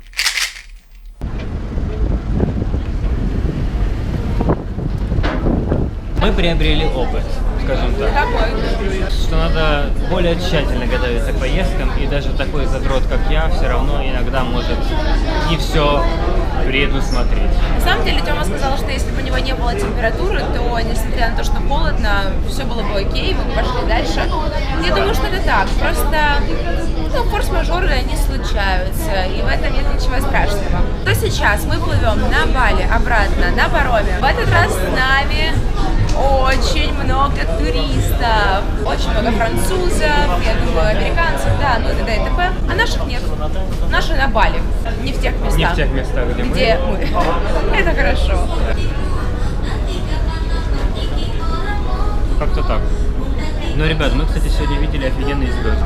И мы даже засняли несколько кадров, и вы увидите. Звезды на вулкане невероятные. Да, мы побывали на другой планете, как будто бы мы на Марсе были. Реально дикая страна, к сожалению, бедная, это видно во всем. Что касается общественного транспорта, общественных улиц, чистоты на них и т.д. и т.п. Сегодня видели, как чувак, стоя в очереди, в огромной толпе людей, огромной, причем это местный чувак, в крытом помещении, представляете, да, в крытом, курил сигарету и потом выбросил под ноги на плитку себе в крючок. Дикая страна. Ну и напоследок все подробности об этом туре на вулкан. Есть очень много фирм, которые организовывают эти туры. Мы заказывали у компании Иджень Тур. Я, в принципе, могу рекомендовать этих ребят, потому что все сотрудники были с нами очень приветливы. В стоимость тура входит трансфер, услуги гида, ночь в хорошем отеле, завтрак в отеле и билеты на паром. Ну, это уже мелочь, потому что они стоят реально дешево. Важно сказать, что тур занимает полноценных 2 дня, и при этом восхождение на вулкан и пребывание на самом вулкане занимает всего лишь 3-4 часа. Большинство времени этого тура вы проводите в дороге. Напоминаю, 5 часов в одну сторону, 5 часов в другую сторону. И это изматывает, конечно, но оно реально того стоит, поскольку, во-первых, вулкан Иджень — это уникальное место на нашей планете из-за голубых огней. Во-вторых, даже если вы не спуститесь из жерла вулкана, вы все равно восхититесь сумасшедшими космическими пейзажами, звездами. Реально, у меня до сих пор впечатление, что я побывал на другой планете. Я считаю, что это опыт, который обязательно нужно испытать в жизни. Это уникальный опыт. Все трудности того стоят. Единственное, конечно, что вам нужно быть в хорошей физической форме для того, чтобы подняться на вулкан, иначе есть высокий шанс поблевашкать. Ну и про теплую зимнюю одежду не забывайте. Не повторяйте наших ошибок. И, кстати, ссылку на компанию, у которой мы заказывали этот тур, я оставлю в описании. Ребят, я забыл самую важную информацию. Тур стоил $320 на двоих. Мы сегодня решаем абсолютно бытовой вопрос, так как будто мы живем здесь, да, вот сейчас мы пойдем на рынок, обычный, не туристический, фруктовый рынок, и посмотрим, какие здесь цены. Для нас они все равно будут больше, наверное. Смотри, какие ананасики, маленькие, хорошие. Что ты хочешь купить, скажи мне? Starfruit? Starfruit. Ну, только сок как-то. Понятно, мы думали, это продается так, а это соки делают вот так вот. Ребята, посмотрите, цены на соки, то есть это уже фреш. Какие дешевые должны быть фрукты тогда? 10 тысяч, это 20 гривен наших. Есть специальный аппарат, который его запечатывает, вот так, как будто ты купила его в супермаркете. Это прикольно. Будем пробовать. Я думаю, нужно пробивать, правильно? Я сейчас все распускаю, буду нервничать. Это очень вкусно.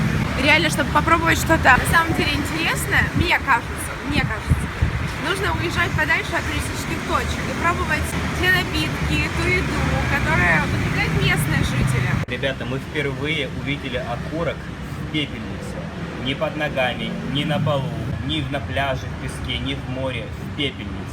Мы снова арендовали машину в Сануре, снова у той же компании Nuris Rent Car и по той же цене 280 тысяч рупий в день. Отзыв об этой компании вы можете посмотреть в первой серии этого сезона, ссылка появится где-то вот здесь. Зачем же мы взяли авто? В планах у нас было отправиться из Санура в Чандидасу, затем проехать вдоль всего северо-восточного побережья и углубиться в центр острова. Увидеть водопад Секумпул, озера Твин Лейк, знаменитый заброшенный отель, но это все будет в следующей серии. Сегодня Чандидаса. Перед выездом из Санура мы решили отправиться на причал, откуда отправляются лодки на Нуса-Пениду, и заранее купить билеты. После наших приключений на Бали мы собирались на Нуса-Пениду.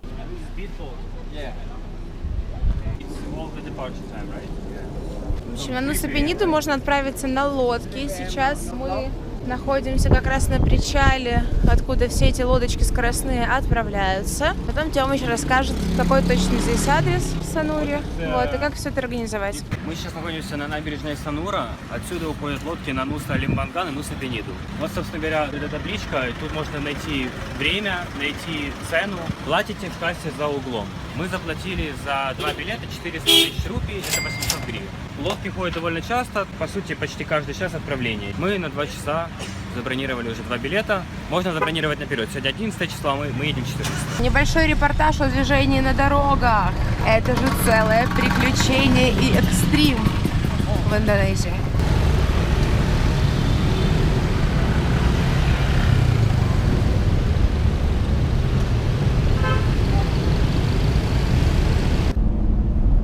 Блин, фруктовый рынок пропустили. Нереально красиво. Они такие обросшие, знаешь. Там деревья высокие. Итак, мы приехали в город Чандидас на Бали. И здесь невероятно, как любит говорить Тёма, красиво. Сейчас мы будем заселяться в отель. Здесь мы проведем 1,5 дня. На этой части острова абсолютно другая растительность. И она такая крутая, высоченная, огромная. Пальмы, монстеры. Все намного зеленее и намного больше. Красота в деталях. Hello. Hello.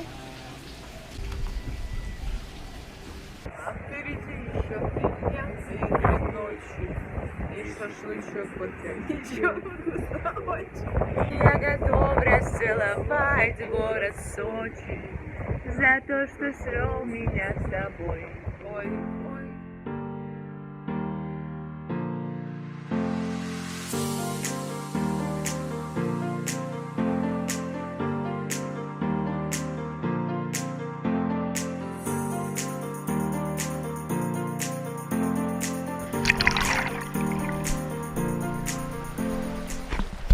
Вчера у нас был, знаете, такой необычный день, как будто мы перестали на сутки быть обычными туристами, быть путешественниками, мы как будто стали жителями Сануры и занимались реально решением таких бытовых вопросов. Первый нюанс. Я случайно разбила свой вейп.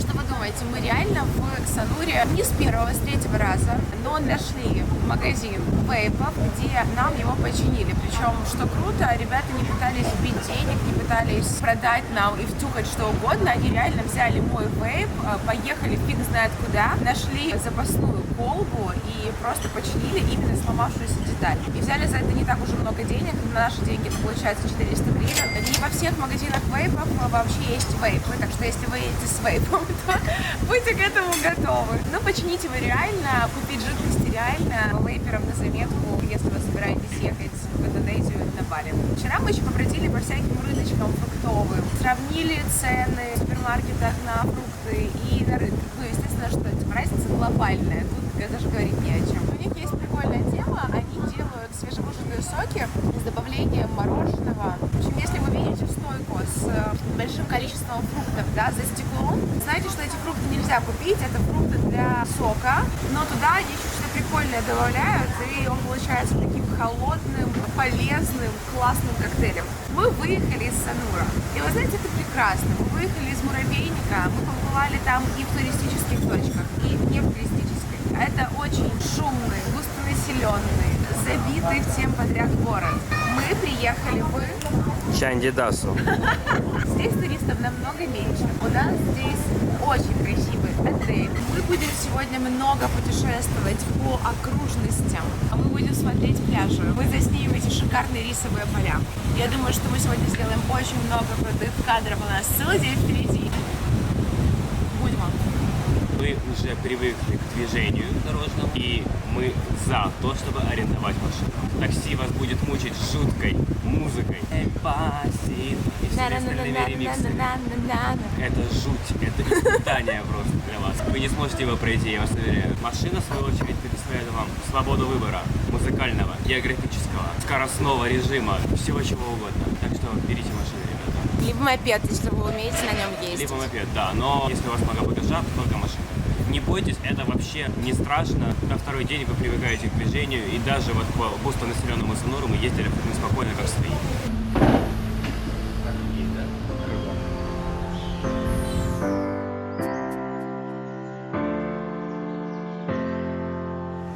рисовые поля.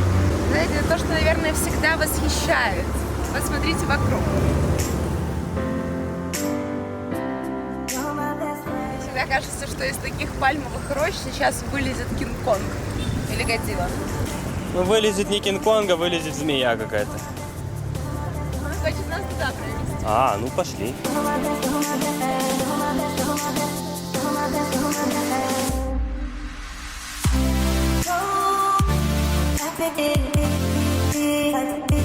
Тут уже влажно, фанточка. Знаешь, мне кажется, что рядом река, наверное. И если вот выкапывать вот так землю, видишь, как они это делают, пластами, то все это заливается пресной водой. Вряд ли здесь какая-то искусственная система орошения, потому что это Индонезия, детка. Как круто, когда ты не рассчитываешь, не ожидаешь, поворачиваешь в машине голову направо и видишь вот такую, нереальную красоту. Мы не могли не остановиться. Это огромное озеро лилий. Здесь, наверное, медитировать нужно.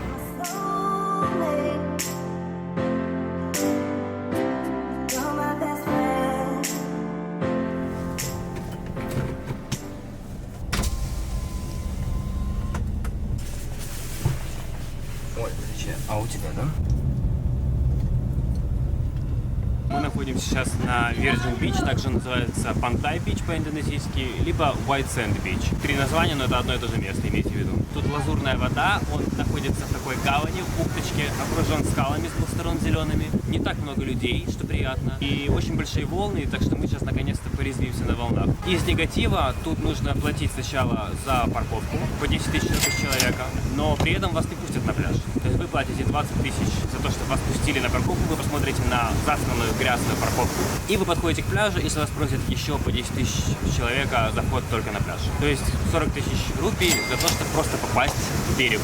Второй негативный момент, то что тут нет толком места на песке для того, чтобы полежать конкретно на своих полотенцах, да, вы обязаны покупать лежак. Либо вы обязаны что-то заказать в одной из местных кафешек, чтобы вам лежак предоставили бесплатно. Сама красота пляжа перекрывает все. Так что место достойное, я советую. Это просто шикарный пляж.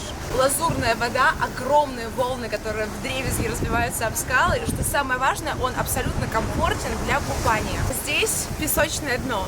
Я думаю, что сегодня будет очень весело. Let's go.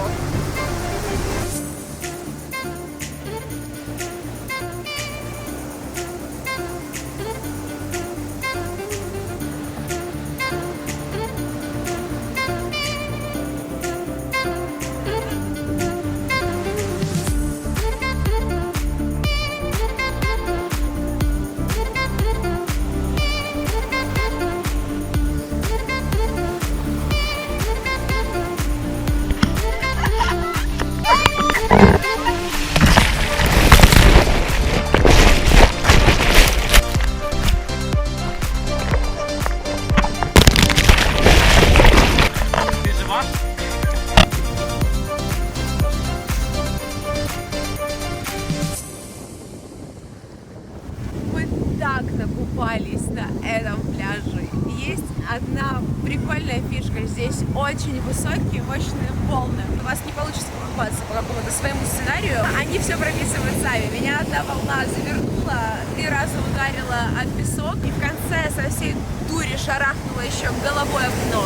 Меня чуть не нокаутировало. То есть реально я получил солидный удар прямо в лоб. У меня начала шуметь в ушах, кружится голова, и поэтому, ребят, подходите ко всему самому. Да весело было, что? Но мы себе промыли нос, наверное, на 3 года вперед. Туристов здесь не так много для такого красивого места. Работники варунгов, они предоставляют классные условия. Ты просто заказываешь у них обед, что-либо из меню, тебе добавок предоставляются топчаны, доступ к туалету и к душу с пресной водой. Мы потратили совсем небольшую сумму, очень вкусно поели, наши вещи не запачкались песком, и при этом мы успели еще и помыться. Еще пообещали, что наши вещи будут охранять. Да, кстати, остальных охраняли, я видела, что женщина постоянно ходила между топчанами, следила за вещами. Ну, в общем, они молодцы, очень приятно здесь. И доброжелательный персонал в кафе Варунг Баруна.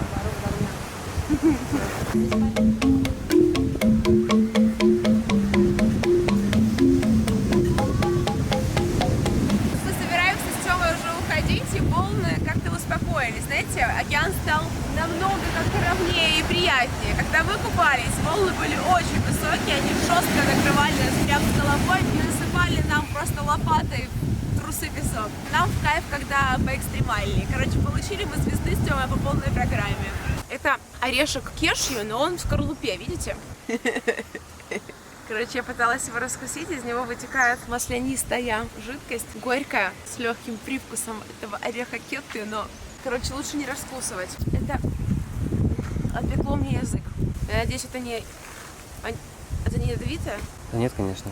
Вообще, женщина, конечно, у меня уникальная. Увидела на полу непонятный какой-то орех и сразу взяла в рот. А на этой дороге мы сделали одну из самых красивых фоток с нашего путешествия.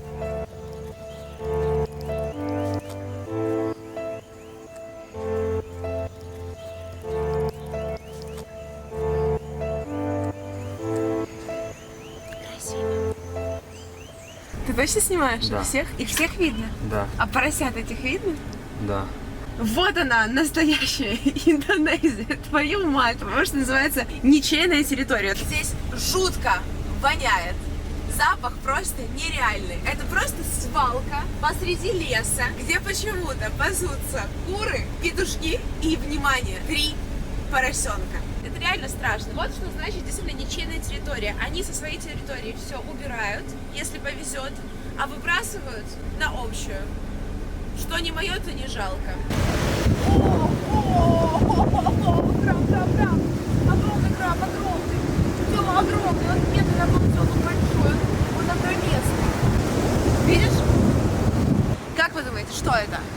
Ну, наверное, подумаете, что это мочалка. Похоже на мочалку. А это красный коралл. Очень красивый.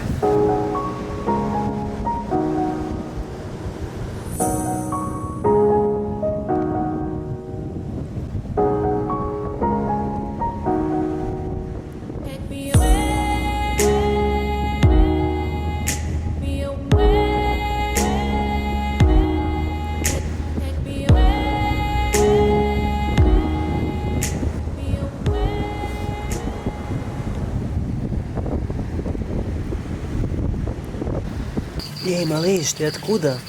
Он боится. Только ты съедят сейчас. Это 100%. Это вообще кто?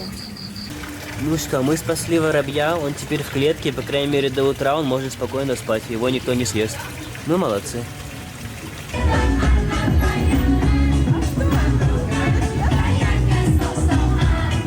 Какой-то праздник сегодня. Там даже полиция стоит, есть охрана. Мне интересно, что здесь происходит. Я не могу понять. Сейчас узнаем. Люди, что происходит? Они не отвечают, я не совсем понимаю, что они спрашивают.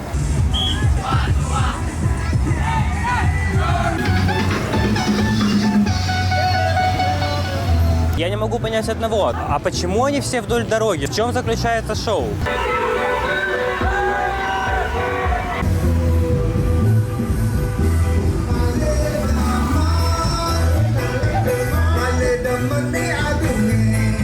H23, видишь?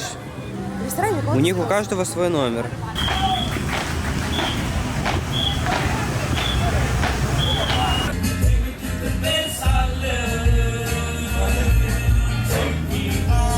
Я хочу спать, я не хочу ничего рассказывать. Ну расскажи кратко. Я не хочу ничего рассказывать. Лида. Оказалось, что сегодня День независимости Индонезии. И именно таким образом в этой стране его отмечают.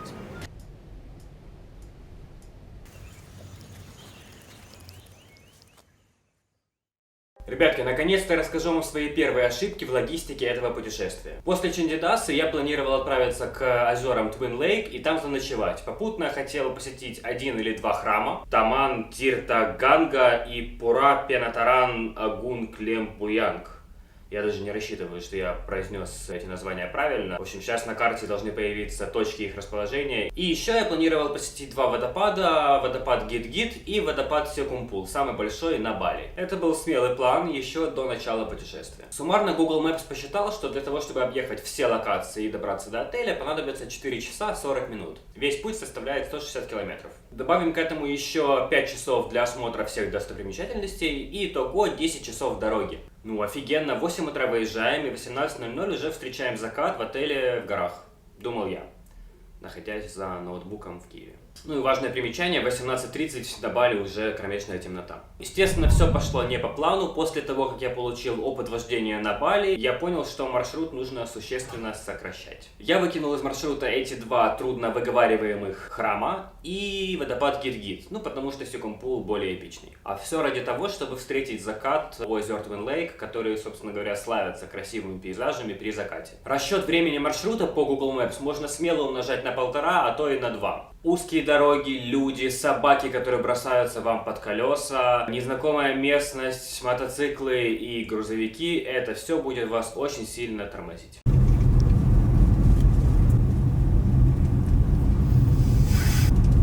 Очень много собак. Глупых очень, это вообще не сбили до сих пор. Видите, они прям не собираются сходить с дороги, им нравится, они тут главные.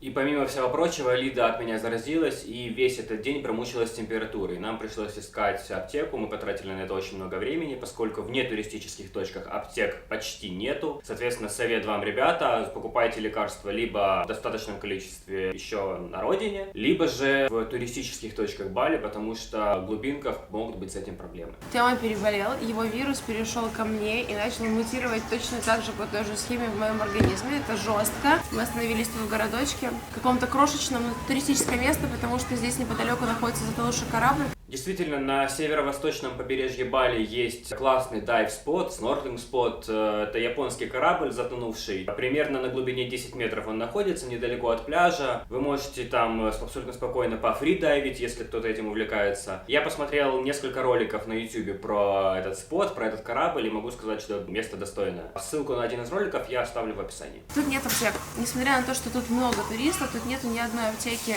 И сейчас милая женщина согласилась нам помочь и будет лечить меня народными средствами. Принесет какой-то кофеечек, который должен мне помочь. Вот здесь на дне огромный кусок раздавленного имбиря. И я представляю, как меня сейчас пробьет, вставит и никогда больше не отпустит. Бомба витамина С. Тут очень-очень дорогие лекарства. Я впервые пью витамин С за 500 гривен. Медицина очень дорогая, наверное, здесь. Тут обслуживание в больницах, наверное, вообще каких-то нереальных сумм стоит. В общем, Google Maps говорил, что по укороченному маршруту путь до водопада Сюкумпул займет 3 часа 40 минут, 130 километров. По факту же мы до водопада ехали почти 6 часов. Опять-таки, делаем скидку на то, что мы очень долго искали аптеку, что мы останавливались по дороге, обедали. Но поверьте, ребята, у вас тоже могут возникнуть какие-то непредвиденные обстоятельства дороги, это 100%. Да, и тут наступает время еще одного очень важного совета по навигаторам. Если вы едете по хорошей асфальтированной дороге, основной трассе, и Google Maps предлагает вам свернуть на какую-то грунтовку, узкую проселочную дорогу, для того, чтобы сократить немного маршрут. Не надо этого делать. Это авантюра. Особенно это касается стран Юго-Восточной Азии. В поселке Бунг-Кулан, опять-таки я не претендую на то, что я произнес это правильно, мы, следуя навигатору, свернули на проселочную дорогу с основной трассы. Ехать нужно было буквально 3 километра и снова возвращаться на нормальную дорогу. В какой-то момент дорога начала резко уходить вверх и вправо. Уже тогда у нас закрались смутные сомнения, что что-то мы делаем не то. Но по навигатору показывало, что еще буквально 2 поворота и мы возвращаемся на нормальную дорогу, поэтому мы продолжили путь. С горем пополам мы поднялись по этому узкому крутому грунтовому подъему наверх, свернули направо и уткнулись в узкий проезд, заставленный мотобайками местных жителей. Дорога была настолько узкой, что даже один мотобайк, припаркованный у забора, уже не позволял проехать машине. Пути назад уже не было, ехать задним ходом по крутому грунтовому спуску не было никакого желания, развернуться негде, поэтому пришлось искать местных, просить их на языке жестов, чтобы они убрали мотобайки, потому что в этой глуши никто не знал английского языка. Они на меня все смотрели такими вытаращенными глазами, наверняка я был первым идиотом, который попал к ним на машине в этот узкий проезд. В общем, убрали они свои мотобайки и всячески на языке жестов пытались мне объяснить, что, ну, чувак, ты вряд ли там проедешь. И через 30 секунд я понимаю почему. С левой стороны дороги, прямо под забором, начиналась точная канава, что еще больше сажало место для машины. Для колес машины. Слава богу, что мы арендовали маленькую машину во второй раз, потому что если бы это была Toyota Avanza, то мы бы оставили эту машину там. И, наверное, она была бы там до сих пор. Поскольку ни один эвакуатор просто не проедет к вашей машине и не сможет вас вытащить. В общем, я сложил боковые зеркала, Лида вышла из машины, чтобы подсказывать, сколько еще сантиметров осталось до того, как колесо провалится в канаву. Я обливался седьмым потом и продвигался по сантиметру вперед. Конечно, я сам не видел, но Лида сказала, что в какой-то момент 3/4 колеса было уже над канавой, то есть не соприкасалось с землей. И я думаю, что буквально еще пару сантиметров, и мы бы оставили эту машину там. В итоге затея Google Maps по сокращению маршрута продлила нам его на 40 минут. Поэтому, ребят, иногда лучше послушать здравый рассудок и продолжить движение по основной нормальной дороге. Вы проедете лишние 15 километров, зато вы точно доедете и не застрянете в какой-то заднице. Итак, мы с Тёмой приехали к водопадам. Нам тут навязался гид, и мы решили, что это неплохая идея, потому что он согласен нам показать 9 водопадов и прокатить нас на байках во всей территории, мы быстро справимся. Мы переоделись в таком ужасном, вонючем, ужасном туалете. Ребят, переодевайтесь заранее, потому что это пиздец. Не очень приятно, да. Тёма, ты не удержишь фотик. Твою мать, как мне это не нравится все.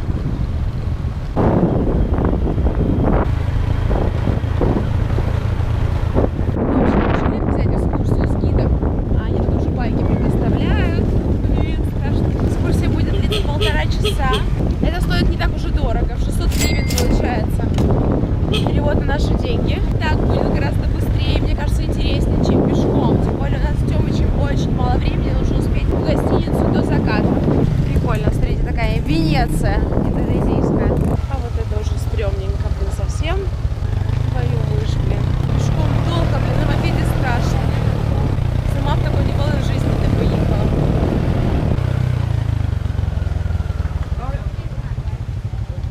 Congratulations for your honeymoon. Да, ханимун. Отличный, спокойный, веселый такой медовый месяц. О, дуриан. Дуриан так вот растет, между прочим. Вонючка вот эта. Невкусно.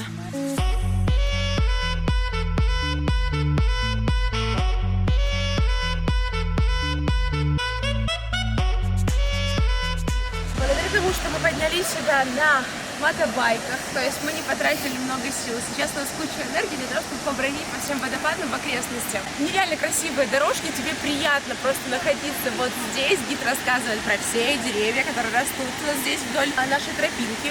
Вот они, водопады. Но это же нереально просто. Вот я всегда поражаюсь силе природы, которая в них проявляется. Мне кажется, у водопадов есть своя душа.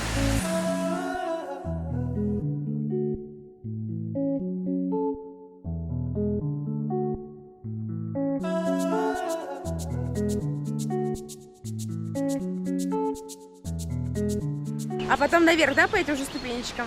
Нет, он сказал, что мы дальше в обход. Там нас будут встречать на мопедах. Ой, это радует. Видите, как хорошо брать все-таки экскурсию периодически. Привезли, по ступенечкам спустились на ножках, потом нас встретили, отвезли.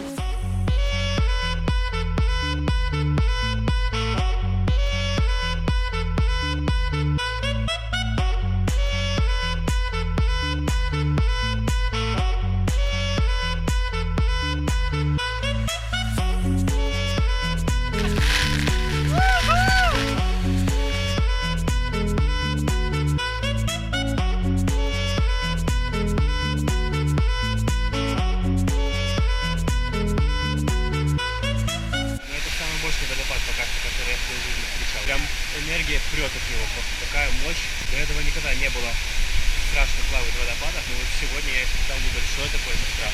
Интересный момент в финале нашей экскурсии по водопадам. Называется он так. Почему этот кофе такой дорогой? Идем посмотрим. Этот кофе прошел пищеварительную систему вот этих вот зверечков красивеньких. Я не уверена, что я хочу это пробовать. Блин, не попробовать тоже же нет, а? Ну тоже же нет, ну интересно же. В общем, называется это ловак кофе. Зверька зовут Ловак.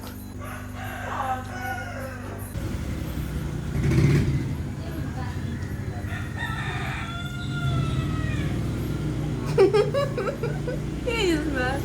Такая горечь остается в конце. Я бы не сказала, что это вкусно. Мы немного задержались на водопаде, потому что пили кофе из попы зверька. И сейчас нам приходится ехать по темноте, по горному серпантину до следующей нашей остановки. Видите, фишка в том, что как только ты поворачиваешь, это резкий поворот, какая-то слепая зона, нужно сигналить, чтобы водитель с противоположной стороны, если вдруг он там есть, а тебе тоже знал, тогда машины резко тормозят, может, мы сейчас встретим такую ситуацию, и пропускают друг друга, потому что по факту место на этой дороге есть только для одной машины. Ну, в общем, мы едем так уже где-то минут 45, и мы еще не выехали на большую дорогу, а нам еще по большой дороге потом пилить, наверное, полчасика. Так что закат мы не встретим в отеле, хотя отель у нас красивый как раз для заката.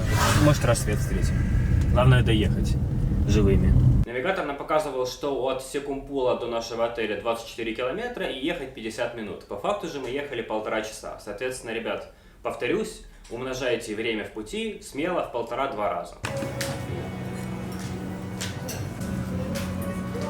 Ну как тебе? Вкусно. Мы приехали. У нас отель рядом с озером в горах. Тёмочка нам расскажет, что, как называется. И когда мы приехали, мы подумали, что вообще никого тут нет. Потом пришли, поняли, что все в ресторане. Где еще быть, когда на улице темно? Все пьют пиво, здесь атмосфера, как, знаете, в таком охотничьем домике. У меня вообще ощущение, что я в Карпатах на курорте. Это забавно.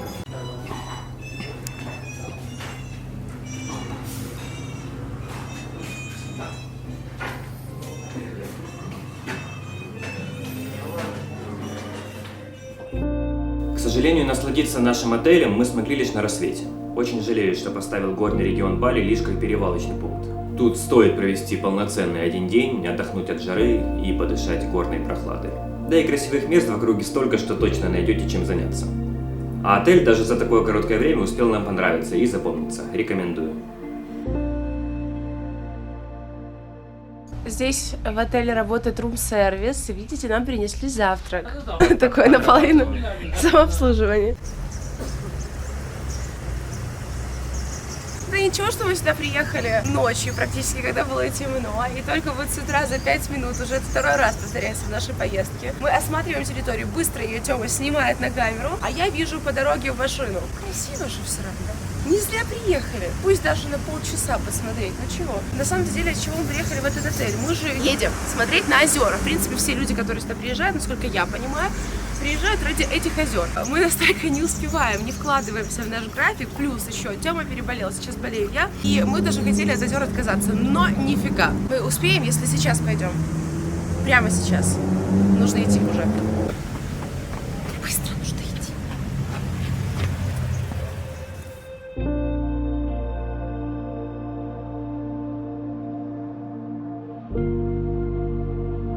Камера не передает всей красоты этого места. Нужно чувствовать ветер, слышать листву. Атмосфера прекрасная. А вот такие закаты можно тут застать.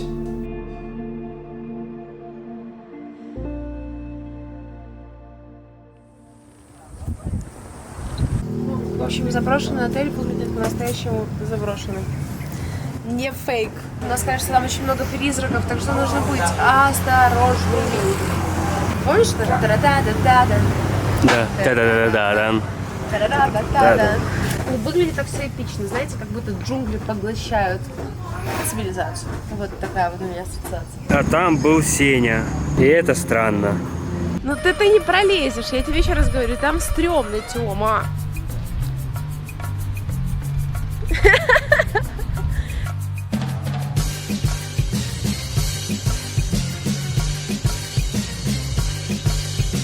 Да-да-да. Да-да. В общем, вы поняли, да, что по идее сюда-то и нельзя вообще-то. С чужой стороны всегда можно все списать на дурачка. А я не знал. Нельзя, да. А я не знал. Но это не шутки на самом-то деле, слышишь? Мы же не знаем, что тут происходило раньше. И почему этот отель стал заброшенным. Отель-то огромный. Я думала, это будет какой-то маленький отельчик, который было не жалко бросить. А здесь нереально большая территория. Тут действительно очень красиво. И почему он вдруг обветшал? Почему все его бросили? Почему все отсюда уехали? Кто знает эту историю? На самом деле история довольно прозаичная. Собственник отеля Томми Сухарто, младший сын бывшего президента Индонезии, диктатора, который был при власти 30 лет. В 1996 году Томми насильно заставил местных жителей продать ему за гроши землю под отель. Сумма, которую он предлагал, была в 10 раз ниже рыночной. Кто отказывался, тому угрожали, и доходило даже до избиений и пыток. Но по иронии судьбы Томми открыть отель не успел. В 1999 году его осудили за коррупцию и земельные махинации на 1,5 года. Томми пустился в бега и в довесок заказал убийство главного судьи, вынесшего ему вердикт. В итоге в 2002 году его все же посадили в тюрьму после резонансного скандала и возмущения общественности на 15 лет. Однако Томми отсидел всего лишь 4 из-за влияния и богатства своего папаши. Более того, теперь Томми баллотируется на президентские выборы в 2019 году. Миром правят мерзавцы. А отель так и стоит уже 20 лет, не дождавшись первых посетителей. Я понимаю, почему здесь все за колючей проволокой и все ограждено, потому что, наверное, здесь реально опасно находиться, потому что здание уже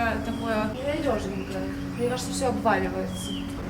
Блин, как-то стрёмно. Да, ты видишь, что тоже потолок может обвалиться.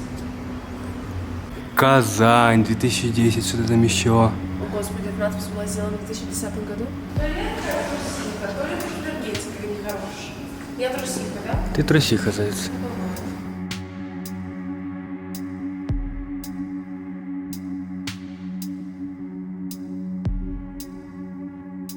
Фу, блин, все прогнившее. Сколько лет он уже в таком состоянии? Блин, реально очень страшно, тут воняет, не понял. Да ничем-то не воняет. Мы примерно в такой же штуке снимали последнюю игру. Бурик, привет. Блин, тут реально уже снимать фильм ужасов какой-то. Ночью, да. Боже, у меня ноги становятся от страха. Иди ты первый, что там в ванной, а мне сейчас кажется, что призрак какой-то лежит в ванной перед мной. Я запутала глазами, я пошла. Можем пойти по улице. Раз Лида боится, я бы пошел наверх, конечно. Раз Лида боится, то пойдем по улице. Ну там реально страшно.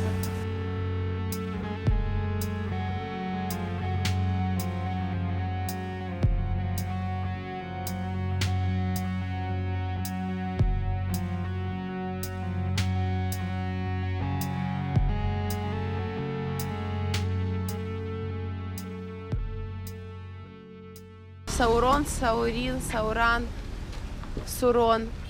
Санур. Спасибо. Мы с Тёмычем приехали в Санур. Здесь отдаем машину арендованную и сразу садимся на лодочку. И на лодочке переплываем на Нуса-Пениду. Мы сегодня все успели, еще успели даже пообедать. И по факту полдня еще впереди. Ну, это вот издержки активного путешествия, то что приходится часто переезжать со всеми чемоданами и, собственно, все это тащить.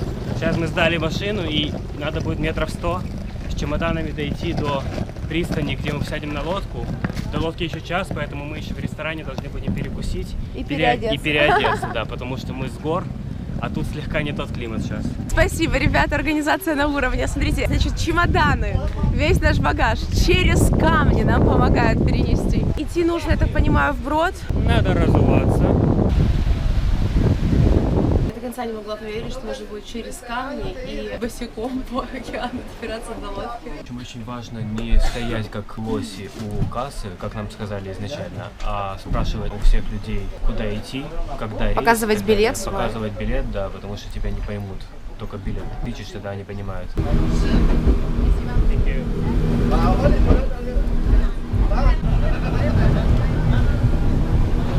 Добрались? Здесь все уже более цивилизованно на Нуса-Пениде. Выходим по ступенечкам на пирсик.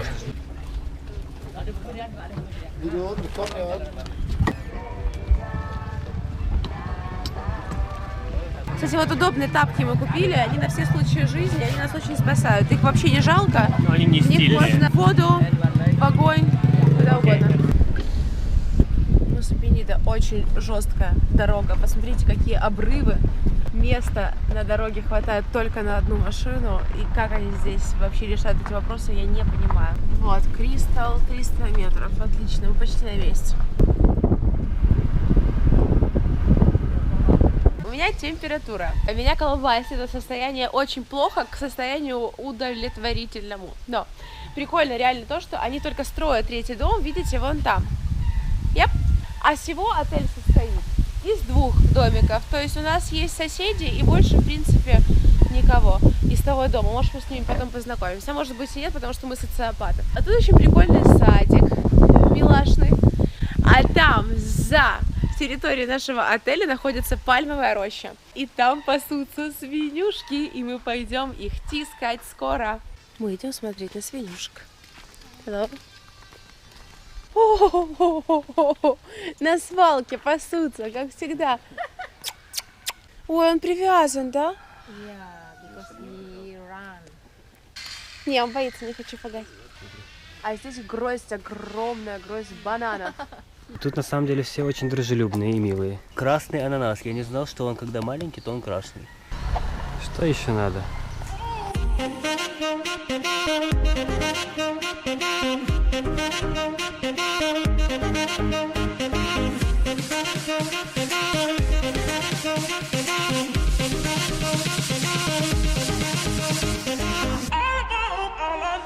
Мы на Нуса-Пениде встретили наш первый закат. Мы тут проведем 2 полноценных дня, и на 3-й день отправимся на Нуса-Чанинган.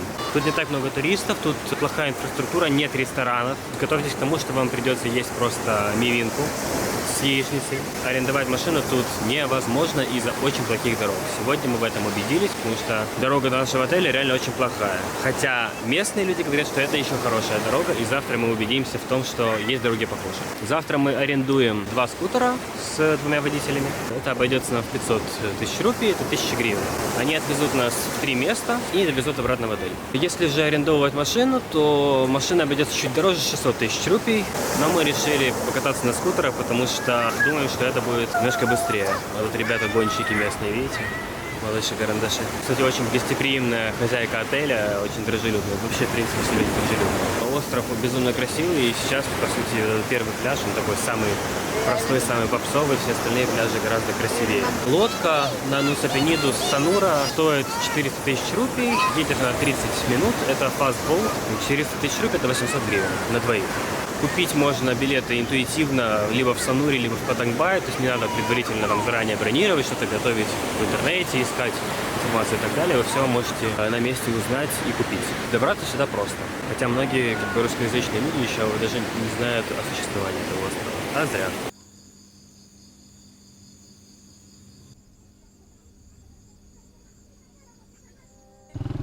Это был лучший день нашего путешествия. Лучший наш день из 2052, что у нас были. Разве что после дня свадьбы. День, когда ты сгораешь дотла и рождаешься заново. Суксана. Колени болят? Да. А у тебя? Не, ну у меня правая чуть-чуть, но левая, кстати, вообще нет.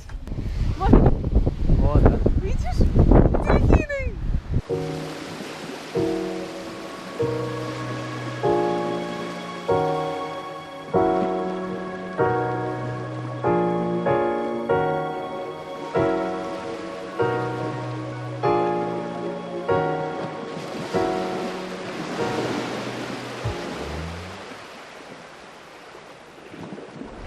Мы отправляемся дальше. Только что мы побывали на Broken Beach. Там огромные скалы разбиваются в белую пену, огромные волны. И плавает стая дельфинов. Вода нереально синего глубокого цвета, и красота открывается просто неописуемая.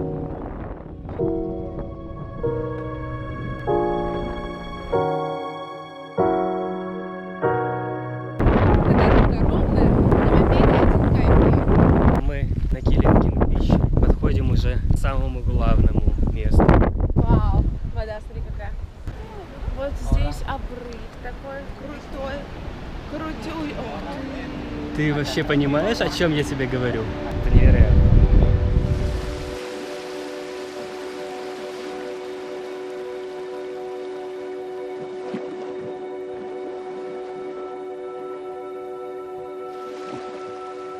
Я смотрю на тех людей, которые там счастливые бегают на этом песчаном прекрасном пляже, и понимаю, что Ты тоже туда хочешь? да, я тоже туда хочу. Но я потом смотрю на людей, которые вот эти как букашечки поднимаются, пыхтят наверх, и я понимаю, что я не очень хочу так напрягаться. Походу, это очень сложно. но мы рискнем. Потому что что? Мы один раз в жизни сюда приезжаем, и мы обязаны это сделать. Давай. Let's go. Между ступеньками практически метр расстояния.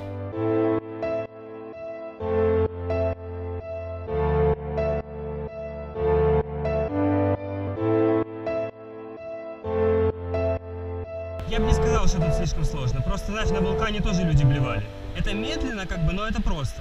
Спасибо местным, которые сделали перила, потому что без перил была бы жопа.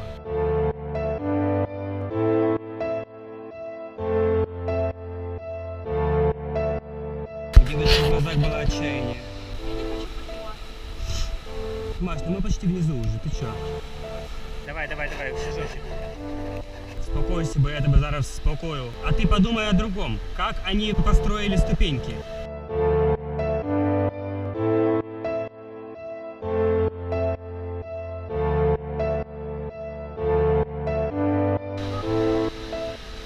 Я не могу больше. Тёма, я не могу больше. Они очень хрупкие, поэтому аккуратно давай.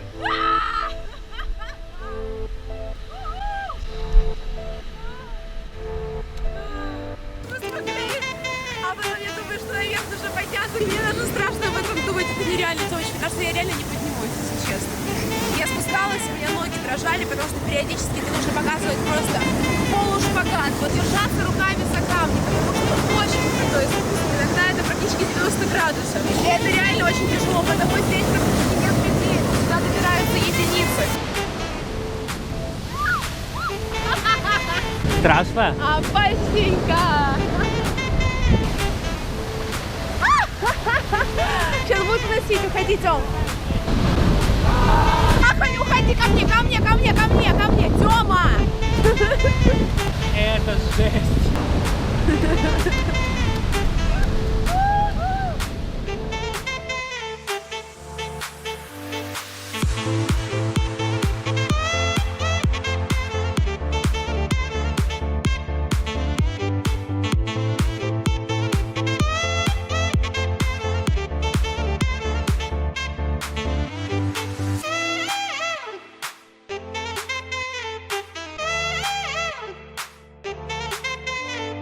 Это забавно, правда? Мне кажется, что я первая невеста на этом пляже, потому что со свадебным платьем сюда точно никто не спускался до нас.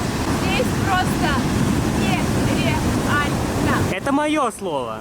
Невероятно. Это только все твои слова, все лучшие слова твои. Мы тут провели фотосессию в свадебном платье. Мы сейчас будем купаться здесь. Далеко заплывать здесь, естественно, нельзя, потому что волны настолько сильные, что даже накрывает себя чуть выше колена, они тебя сразу затягивают в океан, а там оказаться очень-очень опасно. Но я думаю, что наше видео, наши фотографии вам больше расскажут о том, насколько здесь круто. Но мы еще не поднимались наверх. Да, мы сейчас будем подниматься наверх буквально через 20 минут, и вот тогда мы оценим весь кайф от нахождения здесь. Потому что туда подняться нереально сложно. Ребят, я счастлив. Я мечтал сюда попасть, именно сюда вниз, на пляж.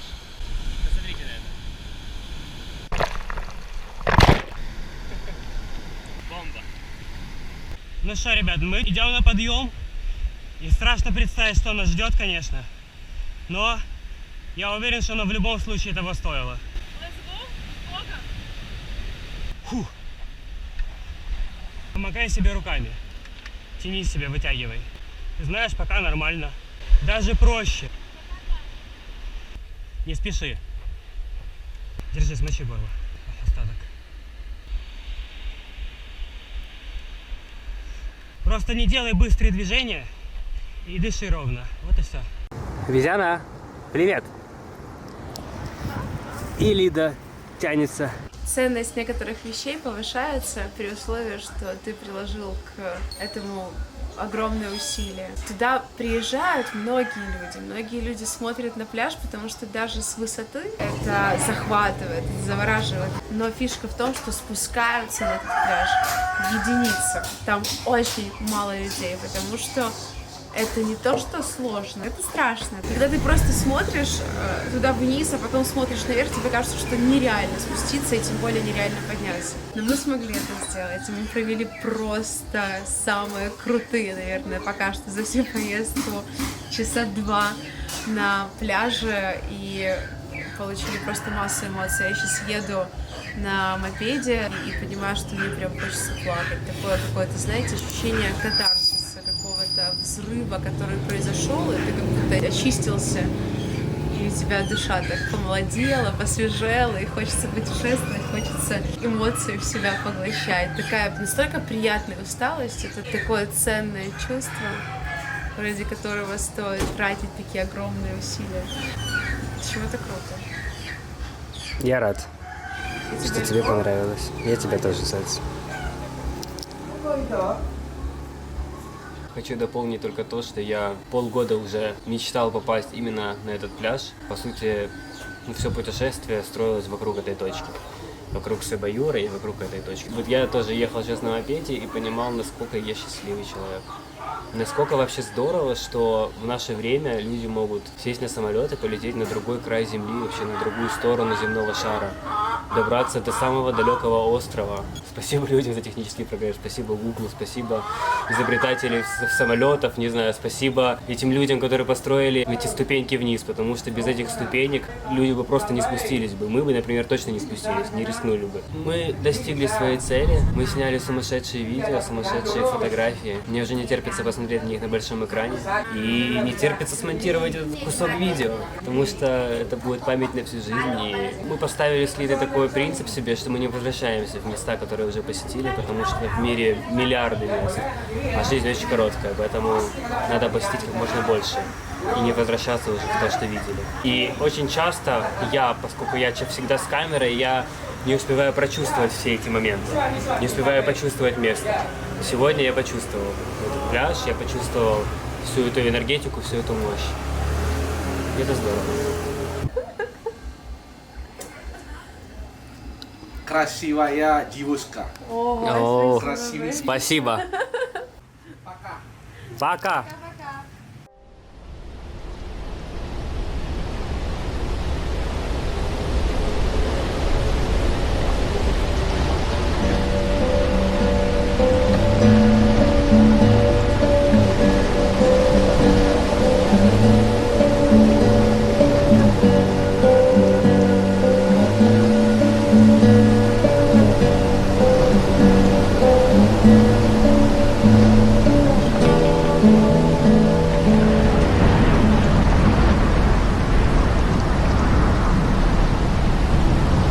Мы на Аду-Бич, на острове Нуса-Пенида. Здесь очень спокойно, здесь очень мало людей. Буквально мы с Тёмой и вот одна семья и одна пара. Главная достопримечательность всего вида, насколько я понимаю, это вот эта вот арка, в которой разбивается красиво волны. Хорошо здесь. Мы сейчас с Тёмой в очень спокойном режиме лемура, делаем видео, фото. Очень невкусно поели, еду здесь не заказывайте. А поднимались мы вон по той дорожке. Это не сложно и очень быстро. Это 5 минут. Здесь очень тихо, мило и спокойно. И нужно полежать вот таких вот ванночках. Минутка полезности. Ехать от Кристал Бэя до сюда 2 часа, но мы доехали за 1,5, потому что ехали на машине. На скутерах это 2-2,5. Но на скутерах кататься веселее. На машине, во-первых, укачивает, во-вторых, вы не все видите. Просто нет той атмосферы, нет духа приключений. За машину мы заплатили 1 000 000 рупий, 2000 гривен. На скутерах это бы нам обошлось на 100 000 рупий всего лишь дешевле, то есть 1800 гривен. Помимо суммы за проезд вы еще платите 30 000 рупий, это 60 гривен за вход сюда, парковка плюс 2 входных билета. Купаться тут нельзя в любом случае, потому что камни. Сейчас от лифта тем более нельзя купаться, но зато мы сделаем пару классных фотографий. Ну какие-то прикольные фрукты растут, такие интересные на пальмах. В общем, походу несъедобные, но выглядят прикольно. Видишь?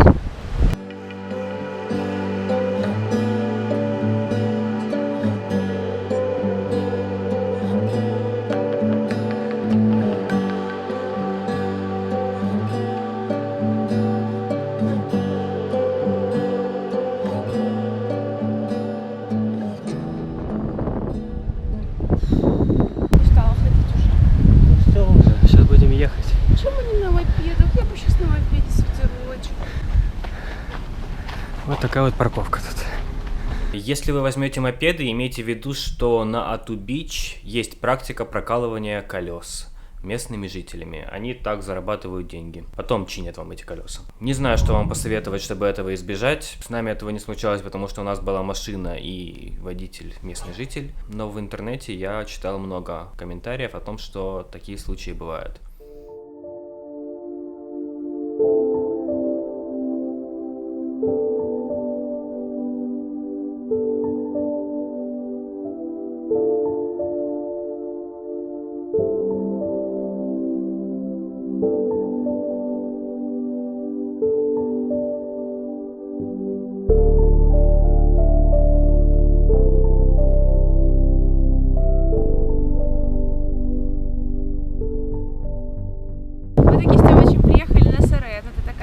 Площадка, с которой открываются очень красивые виды. Мы посмотрели, как плавают манты, их отсюда видно, когда они всплывают на поверхность. Тут волны рисуют такой классный мраморный рисунок вокруг скал и камней.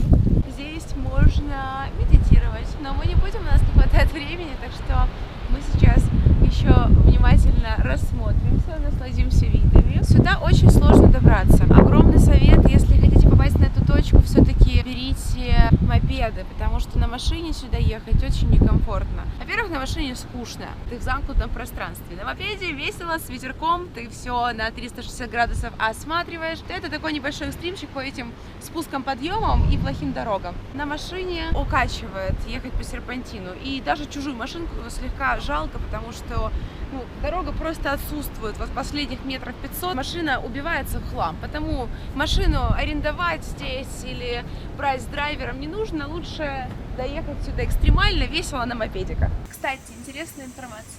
Нас сюда вез и будет везти домой дяденька драйвер, и он с нами вообще не разговаривает. И я его слегка побаиваюсь, потому что я не знаю, что у него в голове. Он включает странную музыку на мобильном телефоне и ходит повсюду за нами. И мне кажется, что он маньяк. Такое же может быть, да?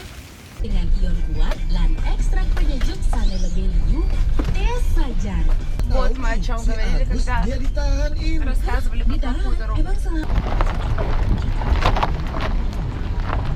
На самом деле этот день был довольно изнурительный для нас. Не знаю, то ли это была слишком тяжелая дорога, то ли мы устали после вчерашнего дня на Килинкинге со спуском и подъемом. Главное впечатление дня почему-то была усталость. Хотя что Ату Бич, что Сарен — красивые места с достойными видами. Наверное, главный вывод, который я могу сделать по этому дню, то, что стоило нам ехать все-таки на мопедах, а не на машине. Но зато окончание вечера было замечательным.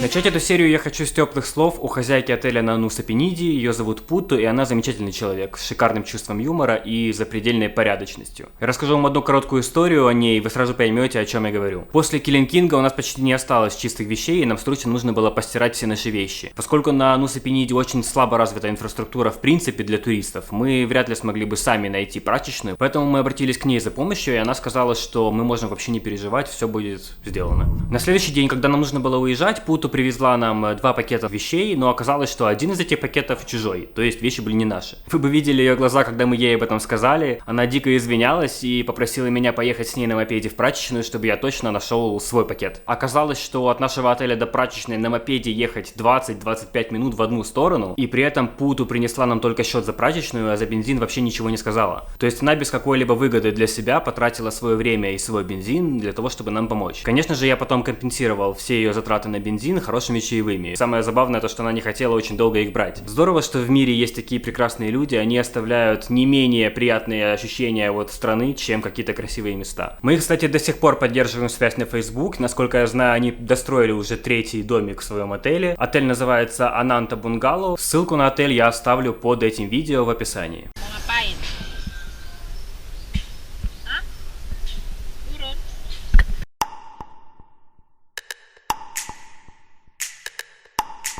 Отправляемся с Нуса Пениды на Нуса Лимбанган. Такая вот маленькая лодочка, 50 тысяч рупий с человека. 100 гривен с человека, итого 200 за двоих. Технически мы будем жить на Нуса Ченинган. Между двумя маленькими островочками мостик. Нас перевезут на мопедах на Ченинган. Но приплыть можно только на Лимбанган. Вообще мы хотели стартовать с Кристал Бэя, но из-за того, что сегодня сильные волны на Кристал Бэй, мы не могли бы стартануть оттуда. Действительно, на Нуса Лимбанган с Нуса Пениды можно отправиться прямо с пляжа Кристал Бэй, причем плыть вы будете на Traditional Boat. Примерно вот так она выглядит. Обойдется это вам в 400 тысяч рупий на двоих. Это на 300 тысяч дешевле, чем обычная лодка с основного причала на острове. Но поскольку такси от отеля до причала обойдется примерно в 200-250 тысяч рупий, то сэкономите вы не очень много. И я считаю, что лучше доплатить лишние 50-100 тысяч рупий, но иметь лишние 2 часа на отдых. Поверьте, ребята, 2 часа в Юго-Восточной Азии это очень много, учитывая, как рано там садится солнце.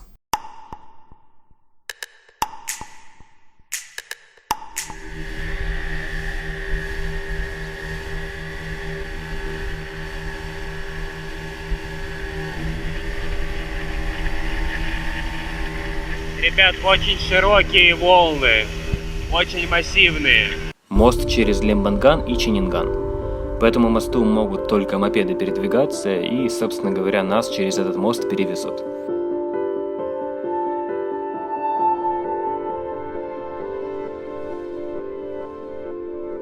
Мы высадились с Лимбангана и сразу же позвонили в наш отель. Они обещали нам бесплатный трансфер, потому что идти от причала до отеля пешком 30 минут, а у нас было 2 чемодана и куча сумок. Но все пошло не по плану.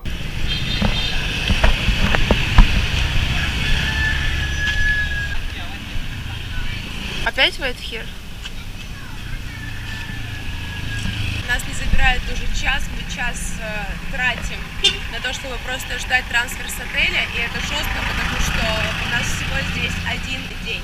И этого времени очень мало, с учетом того, что темнеет уже в 6. В общем, прошли мы пешком минут 10, и за это время раза 3 нас спрашивали местные жители, куда мы направляемся, в какой отель нам нужно. И вот тут мы были приятно удивлены. На Нуса Пениде все пытаются сбить вас побольше денег. Тут же местные жители спрашивали, какой нам нужен отель, только лишь для того, чтобы позвонить в этот отель, либо поехать туда на мопеде и предупредить, что, ребят, гости к вам уже идут пешком, непорядок. То есть никто не предлагал подвезти нас в отель за деньги, потому что все знали, что отель предоставляет бесплатный трансфер. На видео вы, кстати, только что могли видеть одного из этих местных жителей, который на мопеде отправился в отель. Чувак в желтой футболке. В итоге еще через 10 минут нас наконец-то забрал сотрудник этого отеля, причем трансфер осуществляется на электрокаре, примерно на таких же машинках, которые ездят по полям для гольфа. И наконец-таки мы добрались. В общем, мы приехали уже наконец-то в наш отель Villa Travel на Нуса Ченинган. Сейчас сидим вот на берегу прямо у моря, у бассейна, и смотрим на пляж Кристал Бэй, на котором мы буквально сегодня были. Ирония в том, что напрямую они не могут с того пляжа сюда, прям к отелю нас подвезти, потому что тут рифы и очень сильные волны. Поэтому приходится ехать в объезд большой. Тут в отеле какой-то дорогой, неадекватный ресторан, а мы хотим морепродуктов и много, потому идем искать местную кафешку. Потом мы будем прыгать со скалы. Мне будет страшно, я буду плакать, но буду прыгать. Цены в ресторане действительно неадекватные, и там очень невкусно, поэтому, ребят, вообще не советую, ищите другие рестораны. А вот скала — это интересная локация, поэтому смотрите дальше. Мы выбираем фенечки. Видите, маленькие детки их везут здесь сами, продают, и каждый предлагает мне свое. Так, мы, сейчас, секундочку, мы берем вот это, хорошо?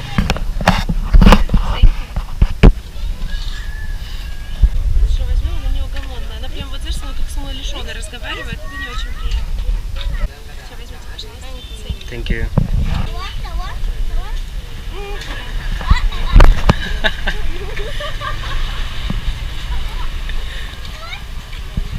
No.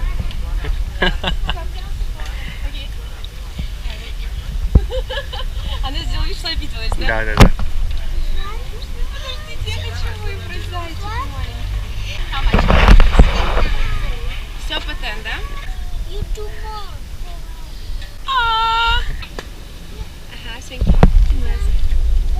Thank you.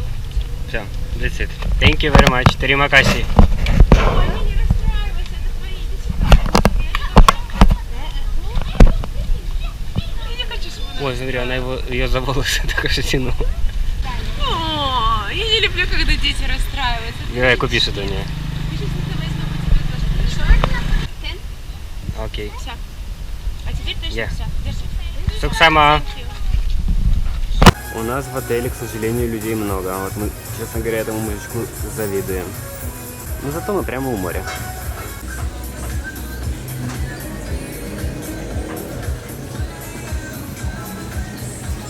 После обеда мы отправились искать локацию, которая называется Blue Lagoon, откуда прыгают со скалы в море. Но до этого мы нашли, я считаю, более прикольное место, которое на карте никак не обозначено. Я бы назвал это место Паучье гнездо. А чё, вдруг приживется название? Spider Nest, в общем.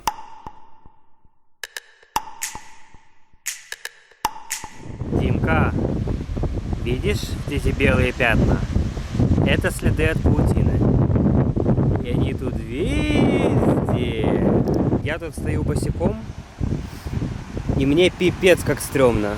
Я так понимаю, что они только ночью выходят. Ну ты прикинь просто, сколько тут пауков, если тут столько паутины.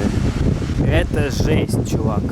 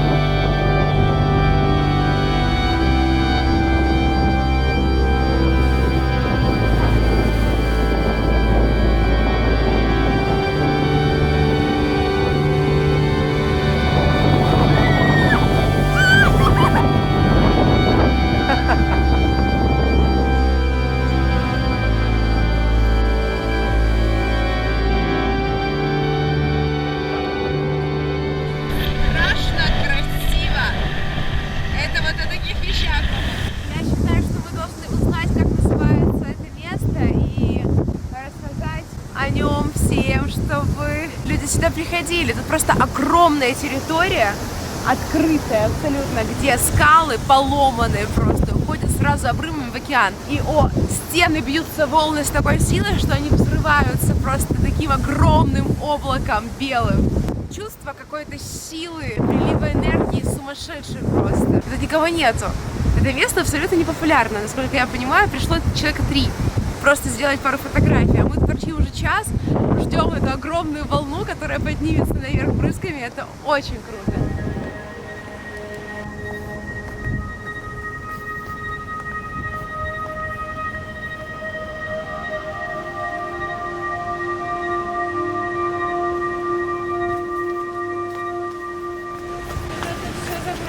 Походу был Джонсон Пойнт, а стало, не знаю, может раньше здесь было спокойнее, или в принципе здесь бывает спокойнее, и волны не настолько сильные, но сейчас прыгать здесь это тупо самоубийство 100%.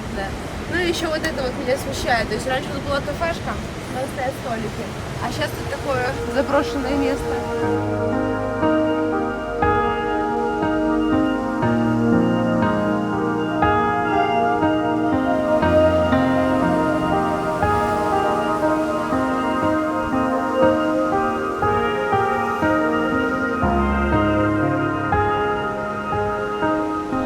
Нет лестницы? Ну, может, была? Нет, там нет никакой лестницы. Вообще ничего. Мы перешли на Blue Lagoon, и Тёмычу настолько интересно, как люди поднимались обратно, что он готов сам прыгнуть и найти эту сраную лестницу. Если бы я знал, что лестница есть, то я бы прыгнул, потому что мне кажется, что тут теоретически можно успеть за нее зацепиться. Да вряд ли. И спастись.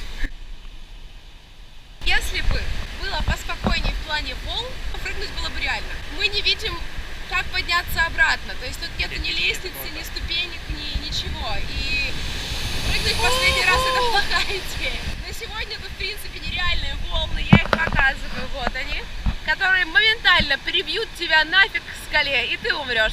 Мы не прыгнули. И не прыгнем. И не прыгнем, это обидно, ребят. Случился какой-то инцидент, что скорее всего. Видимо, люди решили не рисковать больше и обрубить нафиг лестницу, закрыть кафешку. И все. Теперь тут не прыгают. Но зато до сих пор красиво. Welcome to jumping area. Но это уже не jumping area. Вот у них были такие столики раньше. Людей нет тут. Приходят одинокие парочки. Парни с девушками и Парни с парнями. парни с парнями. Посмотреть на волны-то сюда. Нету кафешечки, не прыгает никтошеньки здесь. Кварт он дьюти, это что значит? Типа нет спасателя на месте. Тут, блядь, никого нет. Лестницы нет даже.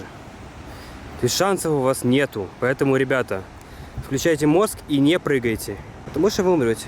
На самом деле на Blue Lagoon до сих пор прыгают в море, но для того, чтобы это сделать, вам нужно найти каких-то местных жителей, которые организуют вам веревку или лестницу. Об этом месте я узнал из видео Александра Тихомирова. В свое время он делал очень крутые видосы с путешествий. Просто зацените его кадры прыжков с этой локации. Я считаю, это очень круто.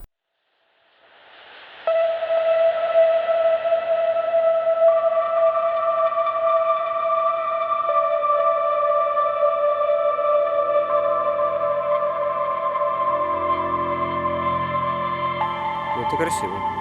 Реально красиво. Это наш мыс, который мы нашли. По сути, он без названия, мы его как-нибудь назовем. Я думаю, что у него название есть, просто мы его не знаем. Нет, на карте не написано ничего. Он находится с другой стороны Blue Lagoon. Ориентир Zipline. Ну а дорога примерно такая всегда, так что вы не шугайтесь. В красоте надо проходить через некрасивые дорожки. Мопеды в Индонезии вообще must have. На Шри-Ланке я тоже поняла, что на них было бы очень удобно. Если вы умеете ездить на мопеде, вы приезжаете, оставляете вещи в гостинице и просто колесите по всему острову, вас ничего не связывает, ничего не сдержит. А мы лузеры сейчас, потому что не всегда так просто найти мопед с драйвером, и это дороже стоит аккуратно намного. Напоминаю, что все, что вы сейчас видели, происходило на Ченингане. Уже смеркалось, поэтому, к сожалению, Лембанган мы посмотреть толком не смогли. На мопедах приехали на Dreamland Beach. Он же Dreamland Beach называется. По-моему, да. В общем, на мопедах приехали на Dreamland Beach. Если я ошибся, то сейчас появится правильное название этого пляжа. Говорят, что там можно купаться, но ночью мы отказались от этой затеи, потому что волны были до сих пор большие. И я так понимаю, что дно там также каменистое. К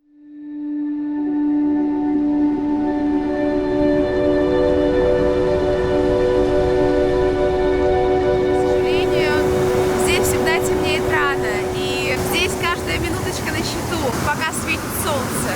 Мы, наверное, действительно как-то перебарщиваем с активным и сумасшедшим трафиком, потому что в хороших местах хочется задерживаться хотя бы на несколько дней. Эти острова — это реально крутое место.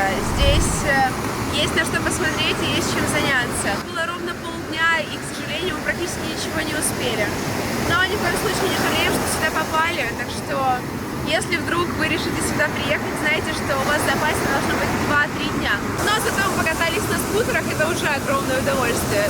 Даже если просто без цели кататься по этим островам на скутерах, это огромный кайф. Из крутых локаций на Лембангане могу вам смело советовать Devil's Tear. Это примерно то же самое, что и Spider Nest. Но там большие волны всегда. То есть, если на Ченингане и на других мысах Лембангана большие волны бывают крайне редко, то на Devil's Tear большие волны всегда. Это нам сказали местные жители, как они сказали, сейчас вокруг всего острова один большой Devil's Tear. Так что, хоть мы и не увидели Devil's Tear, но мы испытали те же ощущения на других местах, нам повезло. Оглядываясь назад, могу смело сказать, что Нуса Пенида, Ченинган и Лембанган — это 3 лучших острова в Индонезии, не считая Коморских островов, лишь они также в топе. Бали, Ломбок, острова Гили, Траванган, Мэну и Эйр похуже. Я считаю, что главные жемчужины вы только что увидели.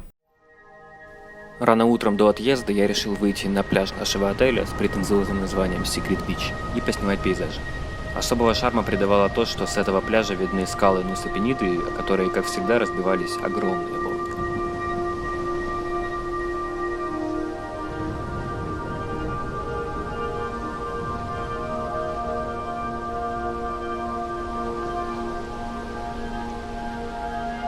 Это утро осталось очень приятным воспоминанием.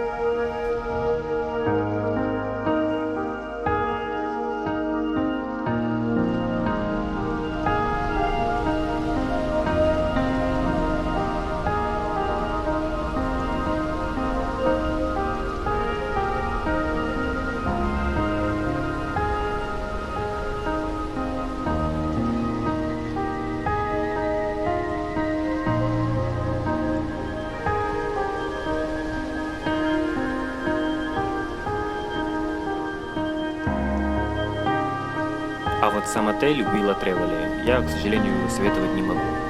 Все очень мрачное, даже если включить все световые источники в номере, все равно будешь находиться в потемках. Плюс сами номера уже обветшалые. Хотя само архитектурное решение двухэтажных домиков очень интересное. From here or from bridge? From bridge. Yeah. So he is waiting, yeah? Ой, там наш компьютер, так что давайте. Мне кажется, лучше ноут носить в рюкзаке. Я даже думаю, что мы, наверное, сейчас в гавани переложим, потому что они эти чемоданы там могут замочить, знаешь, ну его нафиг. Да. Переходим с Тёмычем на другой остров, там нас уже ждет машина. Она нас доправит к парому, а паром переправит нас на Бали. Потом мы отправляемся в аэропорт и перелетаем на Ломбок. И все это за один день. Аэропорт, еще такси. О, это слишком сложно, это я уже не запомню. Два этих острова, видите, связывает такой узенький желтый мост, по которому ездить на машинах нельзя. Либо пешком, либо на мопеде. И кто здесь лузер, кто не умеет ездить на мопеде? Мы не умеем.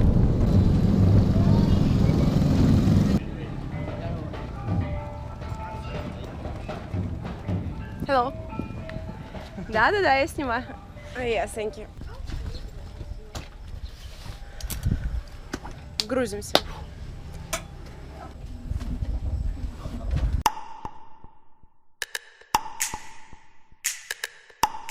Мы еще вчера, когда прибыли на лодочке с Нусапениды, встретили вон того чувака синенького. Я уже снял, да. Ну ладно, короче, вот того мужчину. В синей футболке, да. В синей футболке, который нам согласился помочь. Он за 250 тысяч человека организовал нам трансфер к лодкам скоростным, которые отправляются на Бали. От Желтого моста. Вот. Плюс туда же в эту стоимость входит билет на саму лодку. По факту мы проснулись, нас с отеля привезли к этому молодому человеку, он нас привез сюда, а отсюда мы отплываем. Могло бы быть по-другому, могли бы его не встретить, и нам бы пришлось на мигах как-то объяснять местному населению о том, что нам нужно отправиться на Бали, спрашивать, откуда отправляются лодки, и самостоятельно искать машину, которая сможет нас с багажом сюда доправить. В принципе, это вполне реально, так что страшного ничего нету. Я думаю, что спокойно мы могли бы к любому человеку подойти, попросить, чтобы он нас отвез к лодкам на Бали, и заплатили бы ему деньги, и доправились бы своим, как бы, менее организованным ходом. Я думаю, что мы бы не заблудились. Короче, в любом случае, все к лучшему, и в приключениях можно встретить очень много людей интересных, которые готовы, могут за деньги или бесплатно тебе помочь. Это прикольно. Во всех отелях администраторы, хозяева гестхаусов, они заинтересованы в том, чтобы максимально помогать туристу и обезопасить его для того, чтобы мы потом оставили хорошие отзывы, к ним еще приезжали люди, то есть они заинтересованы в репутации. Такой нюанс. Если на Нусапениде все пытаются сбить как можно больше денег, то и на Бали тоже. Здесь, на Ченингане, почему-то все пытаются не подвести тебя самостоятельно, чтобы на этом заработать, а все пытаются найти тебе бесплатную помощь. То есть они понимают, что в отеле нам должны организовать трансфер бесплатно, и все начали ехать на мопедах в наш отель, чтобы звать человека, который должен нас забрать. В результате получилась, конечно, такая медвежья услуга, потому что мы потеряли очень много времени и могли бы доехать быстрее туда, наверное, на каком-то местном такси, автомобильчике. Вот, заплатили бы чуть-чуть денежки, но это не страшно. Но в любом случае все пытались помочь, это приятно. Такая вот гавань. Отсюда мы будем отправляться на Бали. Китайцы захватывают Индонезию. Короче, они выходят, выгружаются со скоростной лодки, и они просто не заканчиваются. А на нашу лодку уже идет посадка. Мы с Тёмой не успели спуститься вниз. И мы не успеем. А как столько китайцев поместилось в одну лодку? Они привыкли, они компактные.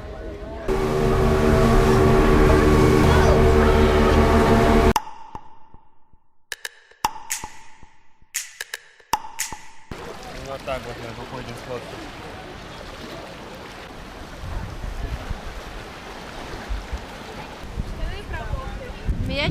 стошнило. Какая-то тетенька перевозила дуриан, вонючку. Лодку жутко качала, этот запах меня убил, и я думала, что я плевану просто на пол. Сегодня были сильные волны.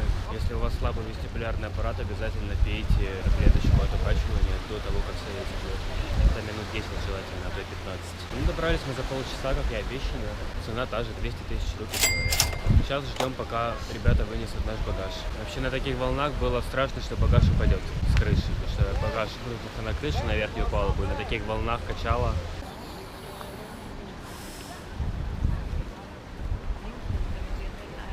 Стоп. Yeah. Окей, thank you. Хотів вкрасти, ти бачиш? А потім поняв, що не добіжить. Да, и понял, что надо бежать.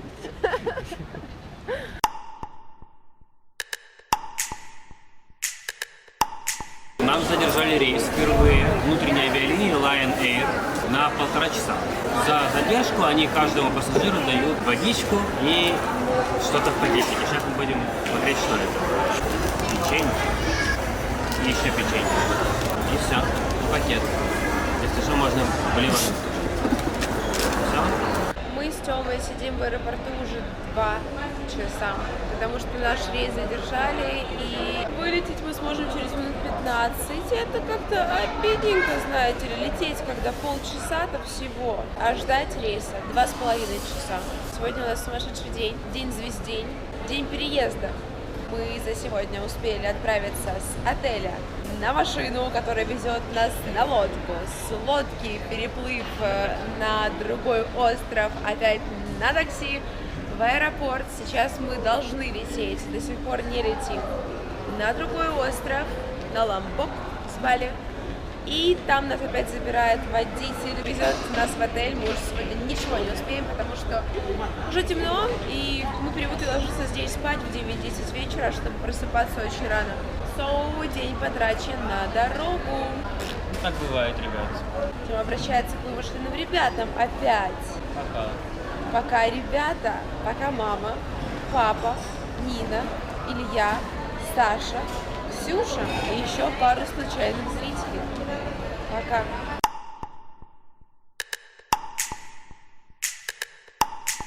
А нас встретили с табличкой. Мы сейчас выезжаем с аэропорта на Ламбоке. Как тебе денек? Забудь про этот день и прости меня за это. Да ладно тебе, бро. Наш отель на Ламбоке организовал нам трансфер с аэропорта. Путь до отеля занял 1 час, а цена трансфера $15.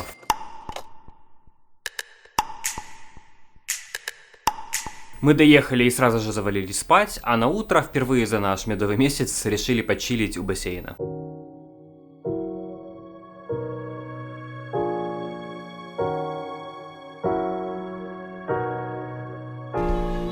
Я прыгаю к тебе.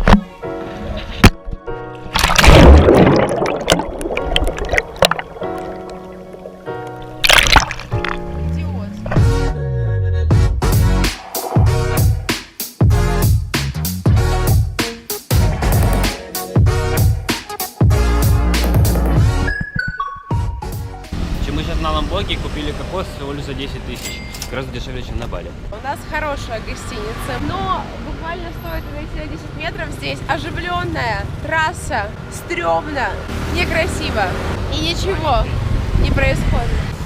Мужчинка интересный стоит, смотрит. Видите, какой счастливый? Он нам кокосик продал. Что это такое? Что это такое? Есть один бонус-приз. Свит тамаринд. Продукт В Таиланд. туристических местах. Тут все очень такое колоритное, настоящее. И вот мы попали на фруктовый рыночек для своих. И впервые вижу, допустим, я вот такую штуку. Я не знаю, что это. Мы сейчас будем покупать и пробовать. И стоит это всего лишь 30 тысяч. 70, yeah? Yeah, 70,000. Thank you. Мы идем сейчас к пляжу, который абсолютно не туристический. Сюда, наверное, приезжие не ходят. И зацените весь ужас ситуации рядом.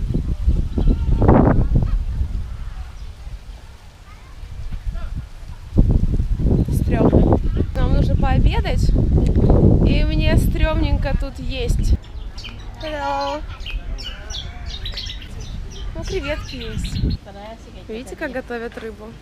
Но они на продажу, нам не разрешили купить. Но выглядит круто. И это, наверное, что, не на всю семью, что ли, готовят? Зеленая?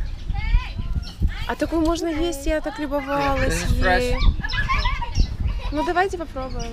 Да? Окей. Окей. Здесь How much? 14,000. Okay. 40 тысяч. Okay. Окей. One fish. Yeah. Окей. 40 тысяч, 80 гривен такая рыбка. Я реально на снорклинге любовалась. О, кальмары огромные. Кальмары есть? Любовалась этой рыбой. Ого. Cumi Кальмары! Cumi spek lombok. Окей. А они свежие, спроси? Fresh? Freshes? Fresh. Yeah? Yeah. In the morning. Утром. Окей. Утром И креветки, смотри. Yep. Окей. Maybe 35,000. how much? 35,000. 35, yeah? Yeah. Sepotong na ganun. Maybe you have smaller, because it is very deep. Balik, jadi О, mana вот давай такое уже. Давай. Lombok language lembayan. Лембаян? Лембаян. Лембаин. Окей. Лембаин. Окей. Нет. Тут забавно. Thank you. Thank you. В тишине. Ага. Соки. Соки Хрусти. сплошные. Он разделывает рыбу на камне, где тонна жутких мух. И я уже жалею, что сюда пришла, потому что когда я это увидела, соответственно, на костре все спалится, правда? Лучше на это не смотреть.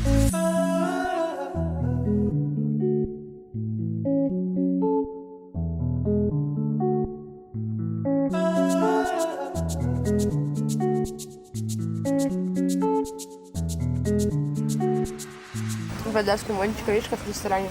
Да. Уровень. Я бы свой Мишлен.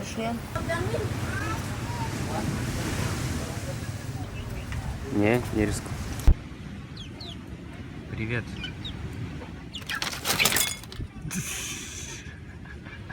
Это самая наглая и неуклюжая курица, которую я встречал. Если у вас есть возможность вызвать местное такси, пользуйтесь этой возможностью, потому что можно доехать по очень низким ценам. Здесь таксисты ездят по счетчику, если это официальная служба. На Бали есть Uber. На Uber цены самые низкие. Есть еще несколько служб. Если вы видите, что едет официальная машина такси, да, тут они с фишками, они разукрашены определенным образом, то есть тут не прогадаешь. Узнавайте, едет ли он по счетчику, это будет намного дешевле для вас, чем ловить кого-то просто на дороге. Вот такие дела, это полезная инфа от меня, представляете? От меня. Нет, не Бог. А от меня. Что ты делаешь? Я тебя снимаю на видео. Зачем? Как ты Ну, плачешь. очень красиво, я хочу домой. Пусти меня домой, пожалуйста. Больше не хочу потерять. А еще 2 дня тут и 3 дня на Бали, еще 5 дней. Это остров Ломбок. По крайней мере, там, где мы живем, есть доступ к такому пляжу ни о чем. С ресторанчиком милым, таким цивилизованным на берегу. Ну, доступ в каком смысле? За 10 минут на такси сюда можно приехать. У нас хороший отель, это радует, реально хороший отель. Но вот все остальное это просто пустошь какая-то вокруг. Из-за того, что нечего делать, у нас сегодня ленивка день, сливка, ленивка. Завтра опять начнутся приключения, мы поедем на крутые, красивые острова. Будет весело, а сегодня накрывает ностальгией по дому. Мою собаку прислала, мама, мне фотографию. Я соскучилась по собаке. Ну, в общем, мы не унываем, я так точно. Я сегодня настроен встретить закат, покупаться в бассейне вдоволь, наконец-то, потому что до этого у нас были бассейны, но у нас тупо не было на это времени.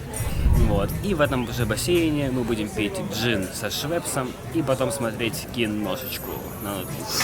Вот такой вот один день у нас перезагрузки. А завтра мы отправляемся на Гилимено из гавани, которая она называется и называлась, и будет называться Паминанг. Мы нашли довольно дешевый отель, номер стоит 30 баксов. По сути, он должен стоить, наверное, баксов 70, да? Учитывая, что включен завтрак, очень вкусный и очень сытный, большая порция. До цивилизованного пляжа, на котором сейчас мы находимся, добраться можно на такси за где-то 10-15 минут.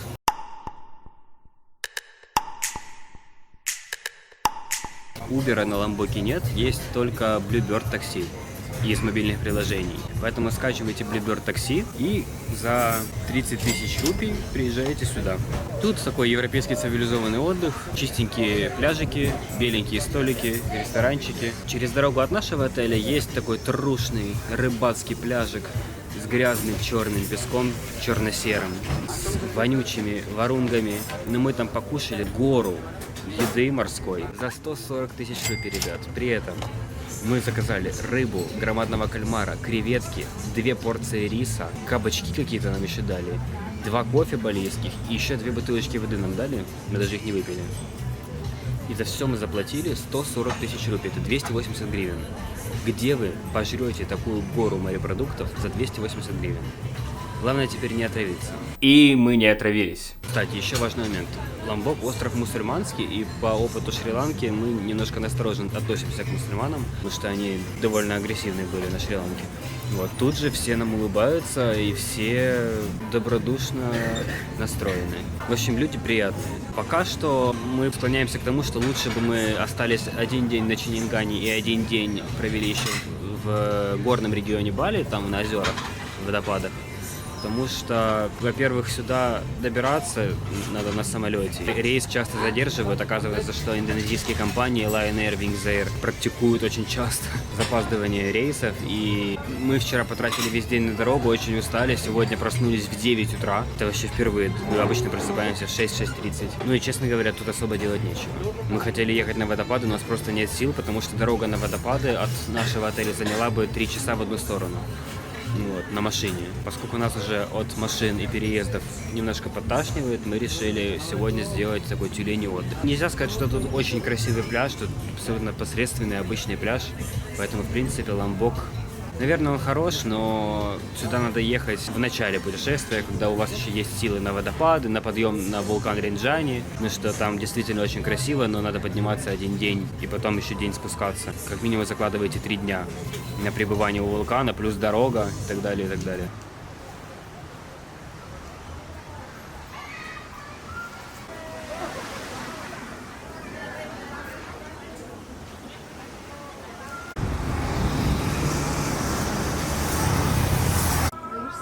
Не, я пытаюсь ее словить. 17 дней. Да. Мама, я отдыхаю. Я отдыхаю 17 дней. Тут есть большая проблема. Очень. Очень. Ответьте, ну о. Очень дорогой алкоголь. После Украины с нашими ценами эти цены просто заставляют волосы становиться дыбом. Это нереально. У них вино стоит в переводе на гривны, гривен 600. Бутылка самого простого белого или красненького вина. Это не что-то изысканное, нет. Просто у них весь алкоголь экспортный. Единственное, что у них есть, это пиво. Бинтанг, да, он называется. Местное. Вот. Вот здесь бутылочка стоит где-то гривен 50, гривен 40, в зависимости от того, где вы конкретно ее покупаете, в супермаркете, либо где-то в ресторанчике на берегу. Что опять-таки дорого. Это очень дорого, потому что это бутылочка 0,3.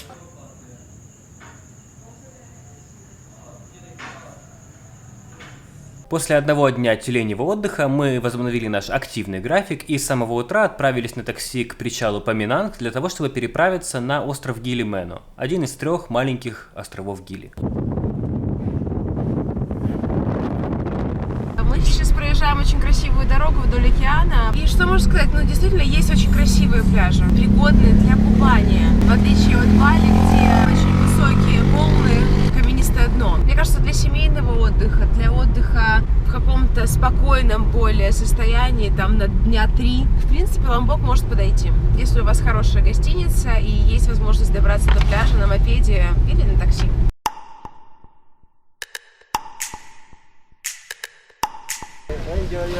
Thank you.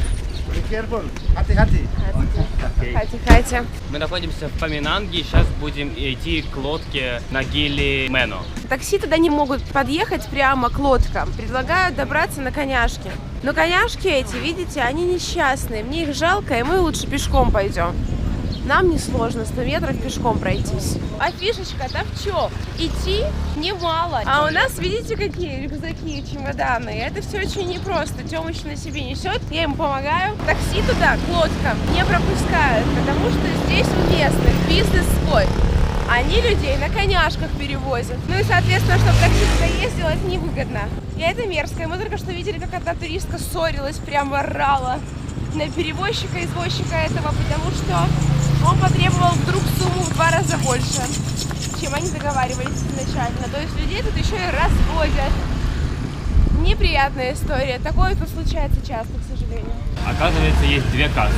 Одна касса на Гили Эйр, другая касса на Гили Мено и на Гили Траванган. Нам надо на Гили Мено, и если бы кто-то тут стоял на Гили Эйре, а 2 человека стояло, они простояли зря, потом пошли на другую кассу. Билеты на Гили Мено на Public Boat стоят всего лишь 14 тысяч рупий, то есть очень дешево. И еще по 2,5 мы платим, наверное, потому что мы иностранцы.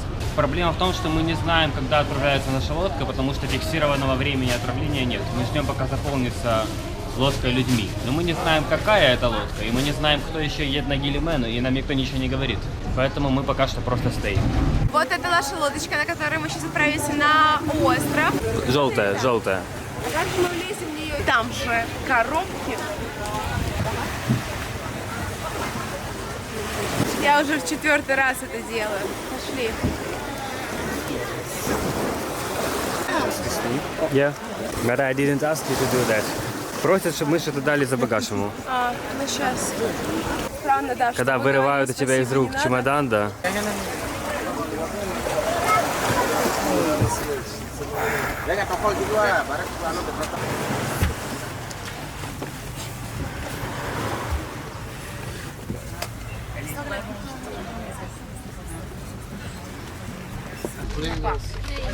А вот это реально жестко. На такой лодке мы еще не переправлялись здесь. Здесь условия, знаете, как будто куриц погрузили в клетку. Видите, тут продукты перевозят как бы вместе с людьми. На это официально продаются билеты. Это странно. И забраться сюда очень тяжело. И сидеть нужно вот так, на корточках. Но все так плывут, и мы так поплывем. Нам же нужно на тот остров, а других вариантов нет. У нас есть вода? Есть в стаканчиках этих. Понял теперь, что плохая идея? Нужно было оставить чемоданы где-то. Мы что-то едем не на месяц, блин, на 2 дня. Нужно было взять с собой необходимые вещи, оставить где-то чемоданы, найти место. Потому что это жестко. Переправляться с чемоданами такими, блин, на 1 день на островке.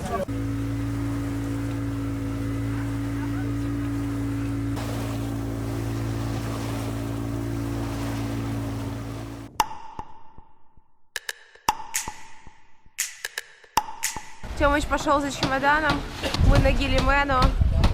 Тут очень красиво. Я, если честно, уже жутко устала. Я реально устала от переправ, перелетов, переходов. Я уже не могу. Мы тупим жестко. Мы чемоданы эти с собой взяли, гребучие. И с чемоданами, когда ты едешь на 2 дня на маленький остров, на 2 маленьких острова, это реально тупо переправляться, потому что у тебя должен быть рюкзак со всем необходимым. Чемоданы нужно на большой земле оставлять. А мы таскаемся с ними, вот они огромные, туда-обратно. И это очень неудобно. Вот такое вот маленькое интервью девочки-зануды, которая просто устала, но это пройдет через полчаса. Чем заканчивается борьба за справедливость? Тёма решил доказать мужику, что он мудак. 120 тысяч рупий за коняшку — это дорого, потому что ехать всего-то 500 метров. И вот этих 500 метров Тёма тащит тяжелезные чемоданы по песку самостоятельно, правильно? Доказывать нужно до конца, если что вдруг. Ребят, берите лошадку. Это все. Но мы настроились на приятную волну, заказали по фрешику и очень быстро восстановили силы. А горные пейзажи Ломбока, которые видны с нашей стороны острова, это что-то космическое. Настроение просто не могло не подняться.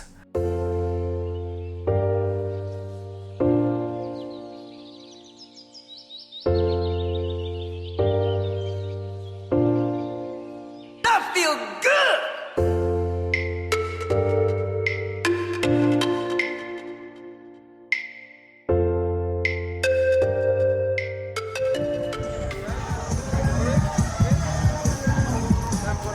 No, we're just walking. Maybe in the evening.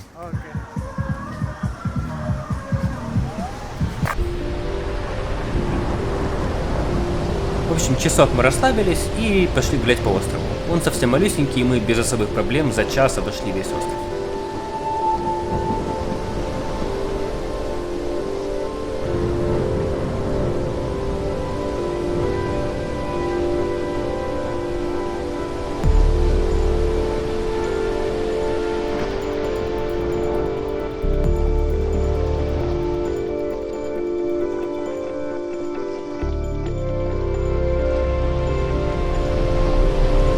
Представляешь, как ребенку было бы интересно вот за всем таким понаблюдать?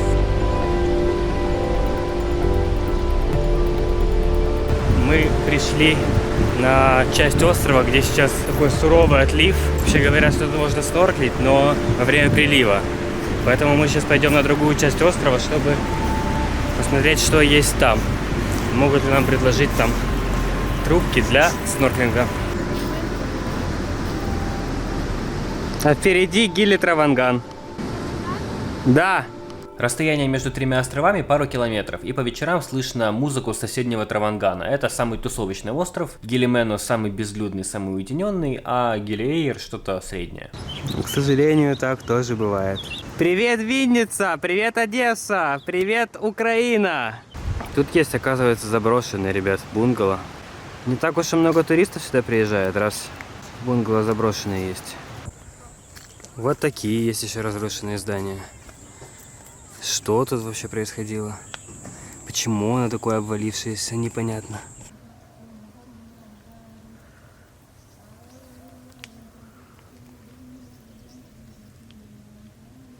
Чем еще меня привлек Гилимену, помимо своей уединенности? Посреди этого острова есть озеро, и с высоты птичьего полета остров выглядит нереально живописно. Но с земли зрелище отличается кардинально. Не ходите туда. Смердить нестерпно. Короче, воняет жутко. Выглядит красиво, если смотреть вдаль. Если смотреть себе под ноги, приятного мало. Вот это вот красивое озеро на Гилимену. Шикарный туалет, лакшери условия, мне кажется. Суровый мир. Больше огромное.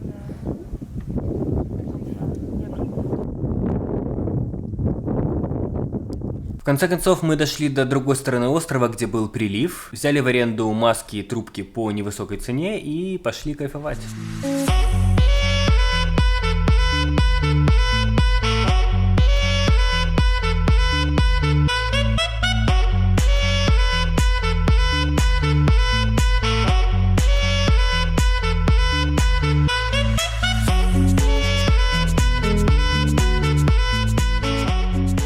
Имейте в виду, что на Гилимену очень сильное боковое течение. Чтобы не выбиться быстро из сил во время снорклинга, я советую вам плыть по течению, и когда вы поймете, что вас уже сильно отнесло в сторону, выплываете обратно на берег и возвращаетесь в исходную точку по берегу. И повторяйте так несколько кругов, пока не надоест.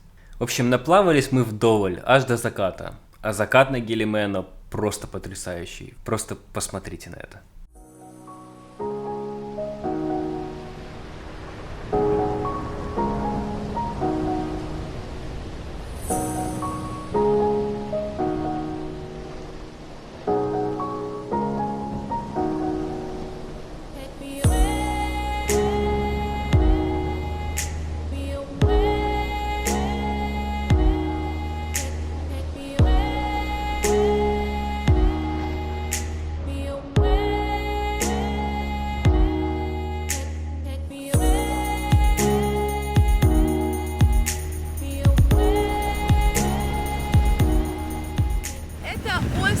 Для спокойного, размеренного, очень красивого отдыха.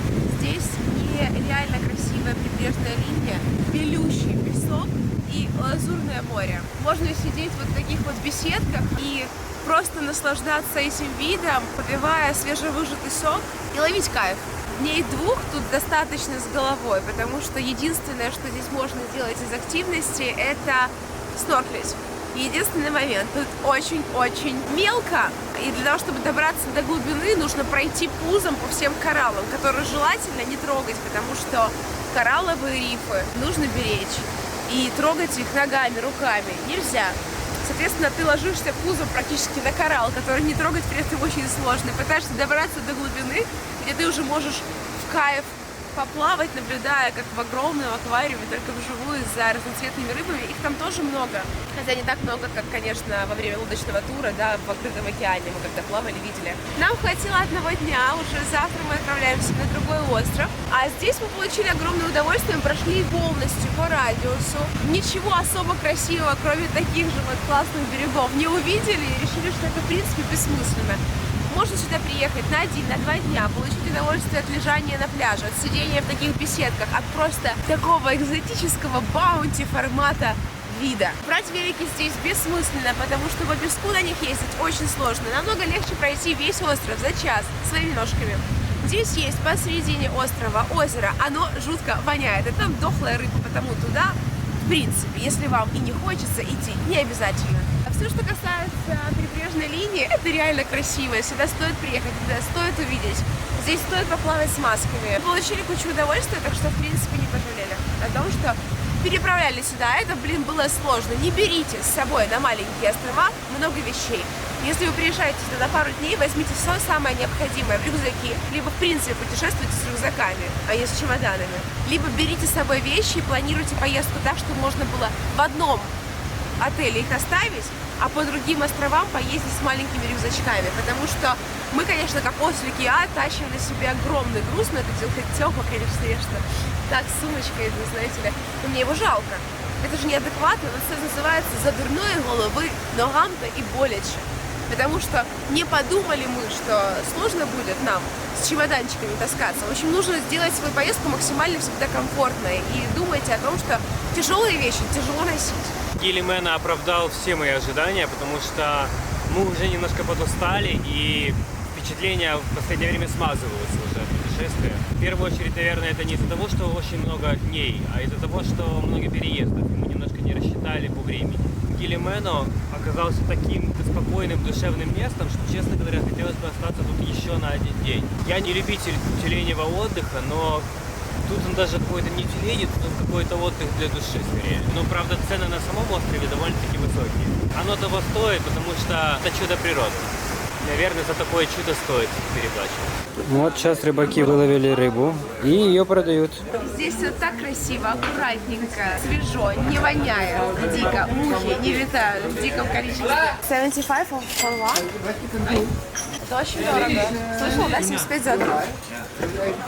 Цены действительно очень завышены на все, но это объективно. Все продукты и вообще все завозится на эти маленькие острова лодками с Ломбока. Имейте в виду, что ужин будет стоить в 1,5, а то и 2 раза дороже, чем в среднем ресторанчике на Бали.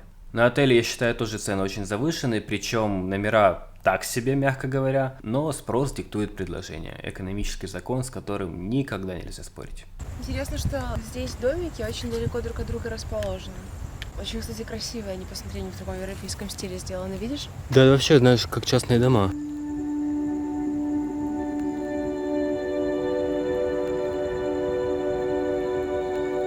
На Гилимена мы провели всего один день, и на следующее утро нам нужно было отправляться на Гили Эйр. Забегая наперед, скажу, что не советую вам поступать так же. Лучше обоснуйтесь на одном острове и посещайте другие острова на лодке. 4-5 часов вам хватит с головой, и не будет необходимости тащить все вещи. В этот раз Тёма заказал коняшечку. Вау, лохомогот, смотрите.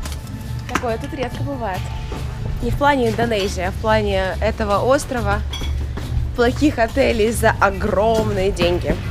И плохого сервиса за огромные деньги. Я не знаю, мне опять жалко эту лошадь. Ей нормально?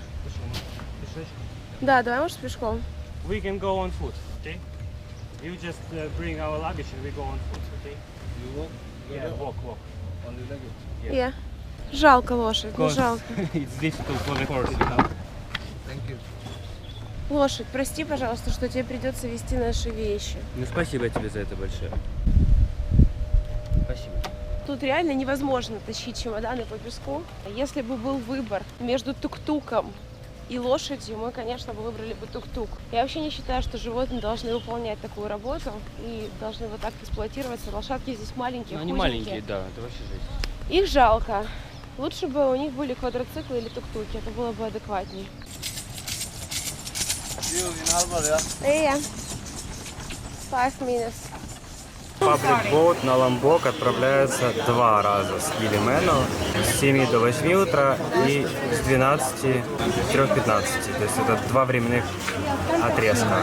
Лодка отправляется, когда набирает 35 пассажиров, цена 14 тысяч рублей, то есть как мы вчера заплатили. С Гили-Эйром, Гили-Травангана все посложнее, потому что всего лишь 2 лодки в день отправляются. На Гили-Траванган отправляется в 8:50 утра и в 3:20 дня. На Гили-Эйр в 9:50 утра и в 4:20 дня. 35 тысяч стоит с человека. То есть, если вы не попали в эти временные отрезки, единственная у вас опция – это покупать Fast Boat. Цена 85 тысяч с человека. И вот расписание перед вами. Справа Гили-Эйр, слева Траванган. Мы во временной промежуток не попали, и поэтому пришлось покупать билеты на Fast Boat. Обратно куда? Туда, против Карма отеля. Мы сейчас бродим, ищем скоростную лодку, потому что мы купили билеты и не знаем, где точка, с которой они отправляются, эти лодки. Мы намотали один огромный лишний круг. Тёмыч был опять в роли лошадки. Вот отсюда отправляются лодки, но никаких табличек, указателей нет. И вам приходится искать самостоятельно. Просто тыкать листочком, билетиком, значит, в лицо всем местным, и они пальцами указывают, куда идти. Тёмыч устал, его все бесит.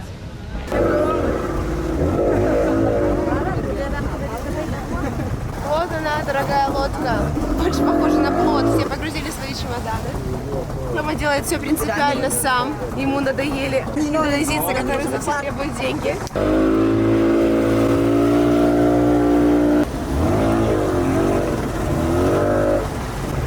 Я сначала надеюсь на Гили-Эйр.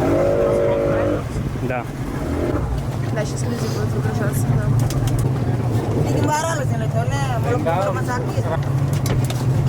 Что за трэш? Сейчас нас закидывают туда, прямо посреди воды. Это забавно все, что происходит. Если бы это было в начале, и мы не были бы настолько уставшие, то нас бы это изрядно повеселило. Сейчас Тёма бесится. Тёма нервничает. Не, уже нет. Пусть помогает. А Гили-Эйр? No, wait a minute. Пусть Гили-Эйр. Отдай чемоданы, пусть помогут. Это все очень жестко и очень сложно. Аккуратно, пожалуйста. Окей. Help me, thank you. Вы должны заплатить 85 тысяч рупий для того, чтобы дотащить свой багаж до лодика, погрузиться на этот плот, на нем доехать на яхту, перегрузиться на яхту прямо посреди океана и потом только доехать до Гили-Эйр. Но это интересная схема.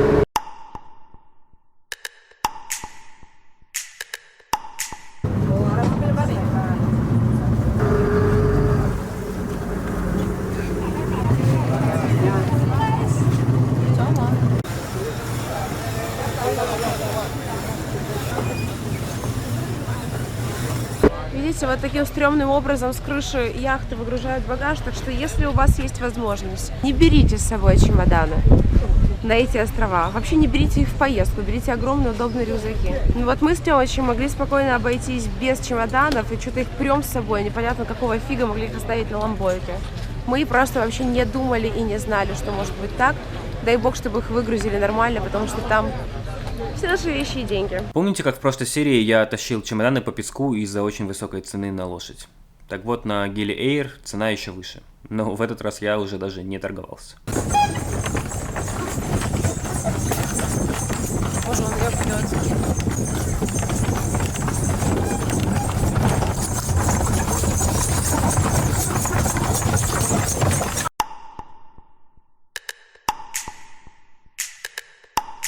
Поездка была тяжелая. Лошадки тут дороже. Лошадки тут 150 тысяч за двоих.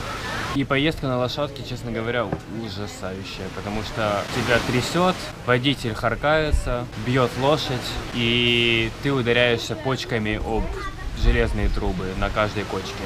И пока что первое впечатление Гили-Мэну красивее. чем Gili Air. И более уединенный, что ли. Немножко про цены на Gili Air и на Gili Meno, в принципе, тоже. Сейчас заказали в ресторанчике такой вот багетик с курицей и с там 3 кусочками картошечки. Стоит это 130 гривен. Лида заказала себе пасту с кальмарами и креветками, якобы. Не знаю, есть ли там кальмары и креветки. Стоимость 150 гривен. Очень невкусно и выглядит отвратительно. Я даже не хочу это есть, потому что это еще и не полезно. Мы настолько выбились из сил за все переезды, что просто не снимали ничего на протяжении этого дня. Попытались поснорклить, Лида загнала себе в ногу какую-то занозу, мы пошли в медпункт, да, на Gili Air есть медпункт, врач ничего не вытащил, просто полил место ранки йодом за очень высокую цену, не помню точно расположение медпункта и не помню точную цену, но это было дорого за йод. Также забавно, что местные советовали нам побить камушком по месту этой ранки минут 5, и якобы для них это самое эффективное средство. Они так всегда борются со всеми заносами, которые себе загоняют. Слава богу, никакого нагноения не было, и на следующее утро Лида уже нормально себя чувствовала. Вечером мы очень вкусно покушали в уединенном ресторанчике на берегу моря и купили в алкогольном магазине очень дешевый по местным меркам виски. Не помню ни марку, ни цену, но примерно цена сопоставима с Украиной. И закончили мы вечер у бассейна с вискариком, со снеками, с фруктами и со звездами. Было хорошо. Про этот виски, кстати, дальше будет продолжение истории.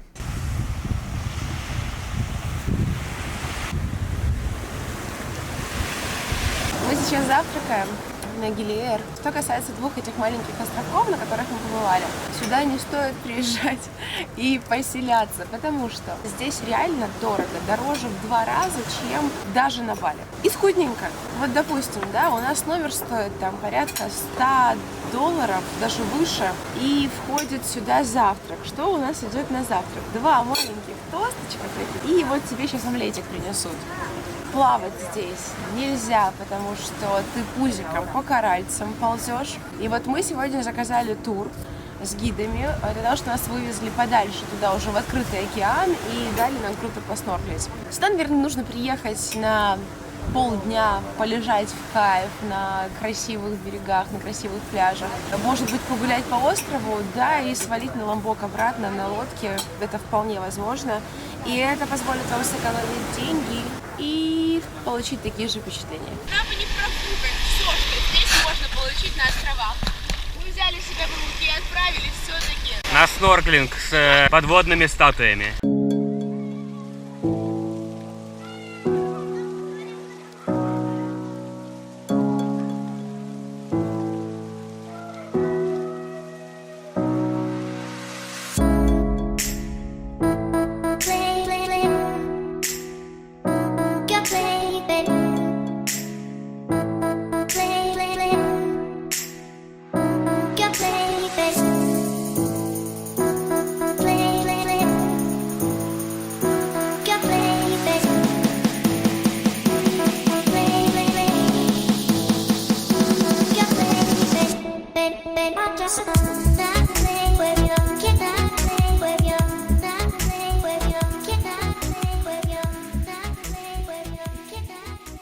Этот снорклинг реально вытянул окончательное позитивное впечатление об этих островах, потому что, честно говоря, мы уже немного пригрустнули. Но это не вина островов ни в коем случае, это сугубо наша вина плохого планирования. После снорклинга мы приняли душ, пообедали и отправились в гавань, чтобы переправляться на Ломбок. Мы сейчас сядем на лодку, мы поплывем на Ломбок. Что нас ждет? Чтобы добраться до Бали, мы должны сесть на паблик боут, это весело, вы уже видели, доплыть до Ломбока, там нас встречает водитель, с которым мы заранее договорились, везет нас в аэропорт, там мы садимся на самолет, прилетаем в аэропорт на Бали, и уже оттуда едем на такси к нашему отелю. Что мы могли сделать?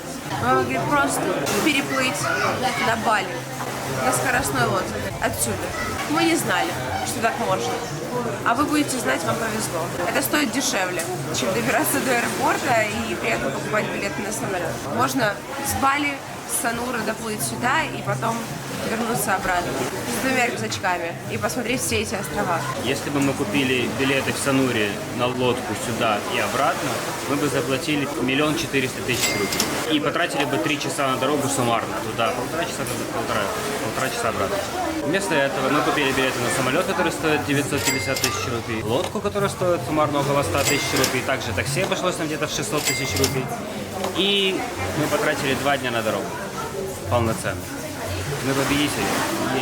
Мы уже реально хотели забивать на билеты на самолет и покупать билеты на лодку до Санура. Но на Ламбоке нас уже ожидал таксист, с которым мы заранее договорились о трансфере в аэропорт, и было неловко его подставлять.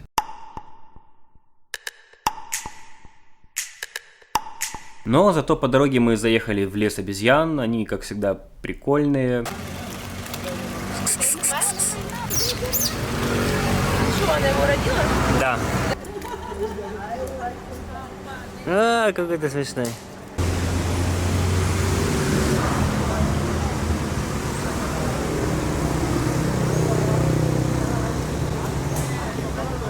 Видишь, учит на меня. Видишь? Еще заехали в деревню, где все женщины вышивают саронги.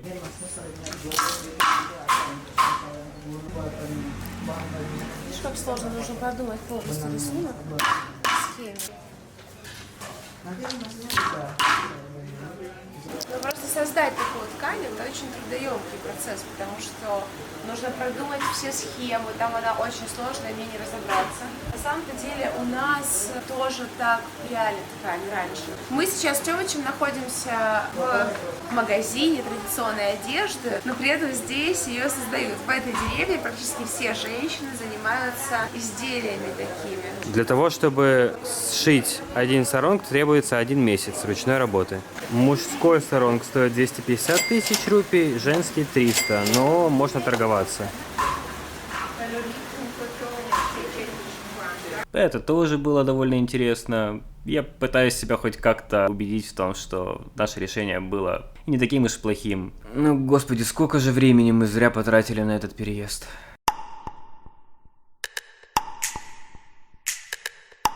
Наш рейс в очередной раз задержали, и в этот раз на 3 часа. За 3 часа мы бы уже доплыли до Санура на этой лодке.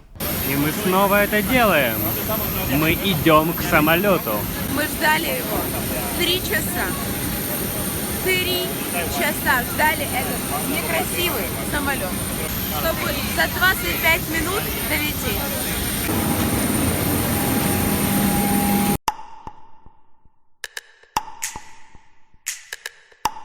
В общем, планируйте ваши переезды тщательнее. Если понимаете, что слишком сложный переезд выходит, то обязательно гуглите вариант попроще. Он должен найтись. И самая главная ошибка, которая была произведена во время этого переезда, это то, что у нас забрали купленный наш на островах алкоголь в аэропорту. А почему? Потому что он был открытый уже. Мы у бассейна буквально грамм 100 надпили, и по сути полную бутылку пришлось выливать в туалете. Более того, эти гады-пограничники хотели, чтобы я эту бутылку им оставил, хотя они вроде как мусульмане и не имеют права в принципе пить. Но 3 чувака реально бежали со мной до туалета и умоляли меня, чтобы я не выливал алкоголь и отдал эту бутылку им. Но я принципиально вылил при них бухло в умывальник. По правилам авиакомпании, если какая-либо бутылка с жидкостью открыта, то ты не имеешь права ее брать в самолет по соображениям безопасности. Вот такой вот косяк. А на лодке проблем бы не было. Очень плохое решение с этим перелетом. Надо было брать билеты на лодку. Наконец-то мы долетели до Бали и поехали в наш последний отель на юге острова в районе Улувату. Мы решили напоследок снять виллу с частным бассейном, потусовались там полдня, сделали пару клевых фоток со свадебным платьем, и на дольше нас не хватило. Снова отправляемся в путь. На этот раз на дикий пляж Нунгалан.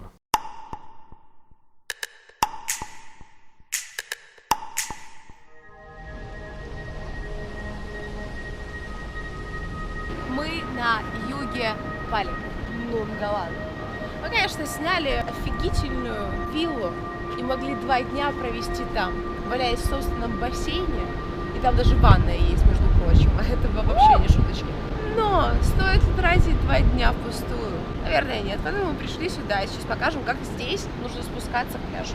Тут есть лапша? You have mee goreng here? Yeah, you have? А, я понял.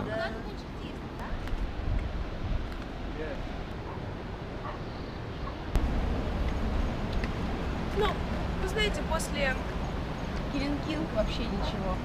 Фигня, да? Не сложно, не страшно. Дерево колется злое. Я бы погладить хотела, а оно колючка, оказывается. Идем, колючку. А оно таким фактурным, прикольным выглядит. Хочется его потрогать. Вот тут прокалывает руку насквозь просто. Вот по такой лесной тропе вы будете спускаться вниз к пляжу. Ура, мы дошли!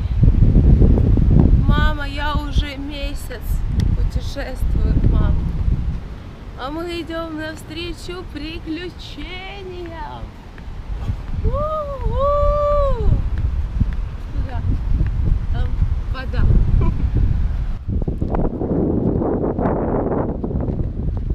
А если честно, то месяц в чужой стране это сложно очень, потому что, во-первых, ты скучаешь по дому, во-вторых, ты скучаешь по своей работе, потому что мы до Стёмыча свою работу любим. И нам сложноватенько с ней расставаться так надолго. Да, мы счастливчики. А тут красиво таки, однако. Таки да. Тут, кстати, в Варунке есть даже цены. И вполне адекватные. Да? 25 наси горeng, mee goreng 25. Noodle суп есть даже. Do you have nasi goreng? Yeah. Coffee Bali. Кофе Бали. Это очень вкусный кокос. Это жидкость кокосиков, она всегда разная по вкусу. А здесь хорошая.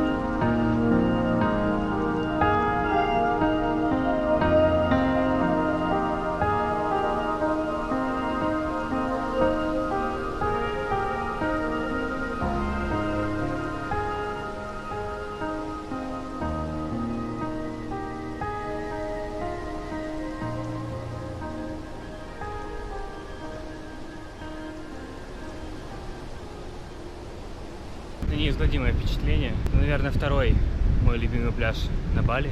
Я вам его однозначно советую. Да, конечно, вряд ли вы тут сможете хорошенько поплавать, но такая пустынность, такая уединенность, она дорогого стоит, конечно. Не попсовые, еще неизвестные пляжи, там, где мало инфраструктуры, мало ресторанчиков, сюда довольно тяжело спускаться. Но это приключение, и это всегда интереснее, чем просто валяться на топчинах с кучей других туристов. Или даже без кучи, просто валяться на облагороженном пляже. Еще чувствуется та первозданность природы, что ли. Таких мест все меньше и меньше, поэтому их надо ценить.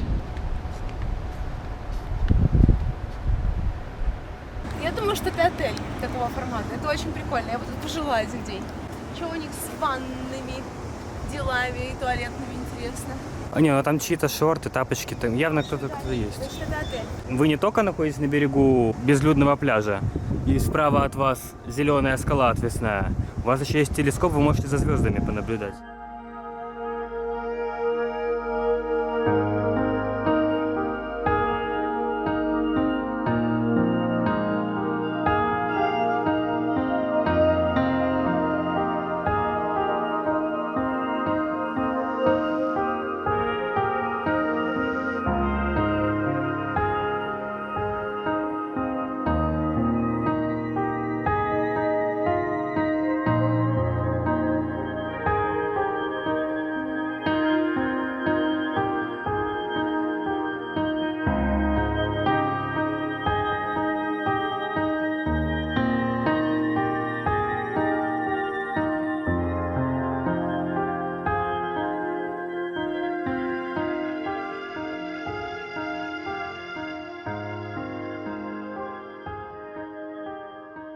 Ребят, в общем, тот же домик, вид сверху. Представляете, вы сами на уединенном пляже среди джунглей. прозрачном доме. Еще есть телескоп, и вы можете смотреть на звезды ночью. А тут света нет, и я представляю, какие огромные и яркие они здесь. Офигенно. Мы получили максимум удовольствия от этого пляжа, посмотрели закат и, естественно, захотели поужинать. Идеальный вариант для ужина на юге Бали – это район Джимбаран. Там очень много классных рыбных ресторанов по дешевой цене. В последние дни нашего путешествия мы не арендовали машину и путешествовали на Uber. И вот тут возникла небольшая проблема. К сожалению, пока что жители Индонезии не готовы к справедливой и честной конкуренции. Местные бомбилы не любят водителей Uber. Короче говоря, бьют им машины. И во многих частях острова на полном серьезе они вывешивают знаки «No Uber Taxi», «No Uber Cars» и так далее. Выглядит немного дико, но проблема в том, что такие действия эффективны, и водители Uber боятся приезжать во многие районы. Одним из этих районов оказался пляж Нунгалан. Мы с громадным трудом уговорили то ли таксиста Uber, то ли таксиста Bluebird такси все-таки забрать нас, но он нам поставил условие, чтобы мы отошли подальше от пляжа, от отелей и вышли на главную дорогу. А до главной дороги от пляжа пилить пешком минут 10. И вот тут возникла вторая проблема. Почти у всех жителей Бали есть свои домашние собаки. И они, как правило, всегда агрессивные. И без поводков, естественно, без намордников, которых, наверное, никогда в жителей Бали и не видели. И, короче, на нас набросились собаки. Слава богу, что была рядом палка. В общем, удалось их отпугнуть. Поэтому, ребятки, будьте осторожны, не блуждайте без лишнего повода по дорогам, потому что, во-первых, на Бали нету тротуаров, чтобы прогуливаться как нормальный белый человек. Есть большой шанс, что либо тебя собьет машина, либо тебя согрызет собака, либо ты провалишься в канаву какую-то на обочине. В общем, жесть. Так что имейте это в виду.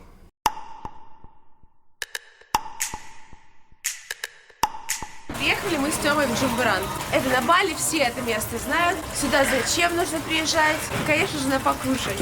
Здесь самые вкусные морепродукты на всем острове. Об этом знают все, потому сейчас мы вот в таких вот аквариум походим, посмотрим, повыбираем все, что хотим, ам-ам. Потом пройдем сквозь ресторан, который выберем. Все эти рестораны выносят столики на песок, на береговую линию, ставят на них свечки, выглядит это нереально красиво. Let's go, выбираем. Такой вот краб стоит 300 тысяч рупий. Самый большой. Маленький, где-то вот маленький, 200 тысяч рупий. А килограмм устриц 80 тысяч. Это 8 устриц. Все вдруг. А почему? Потому что готовят нашего огромного краба, килограмм креветок и килограмм устриц. Понятно, что это маленькие устрицы, но стоят они 20 гривен, если переводить на наши деньги. Штука 20 гривен. Килограмм 160 гривен. Меньше $1 стоит одна устрица. Вспомните цены у нас. А, да, получается намного больше. Эти вкусные. Да. У них нет такого ярко выраженного вкуса йода, знаешь, и рыбы. Реально вкусно, что тебе понравится, я обещаю. Нам так понравилось в этом месте, что мы пришли сюда и в наш последний вечер.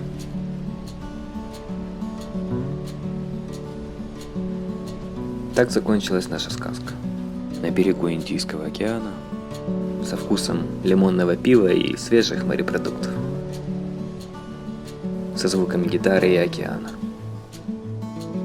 Ты танцевала, а я, как всегда, снимал и любовался.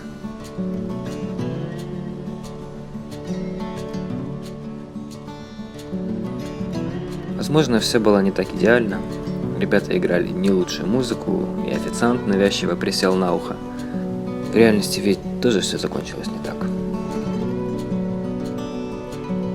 Но я очень хочу запомнить такой конец. Счастливый.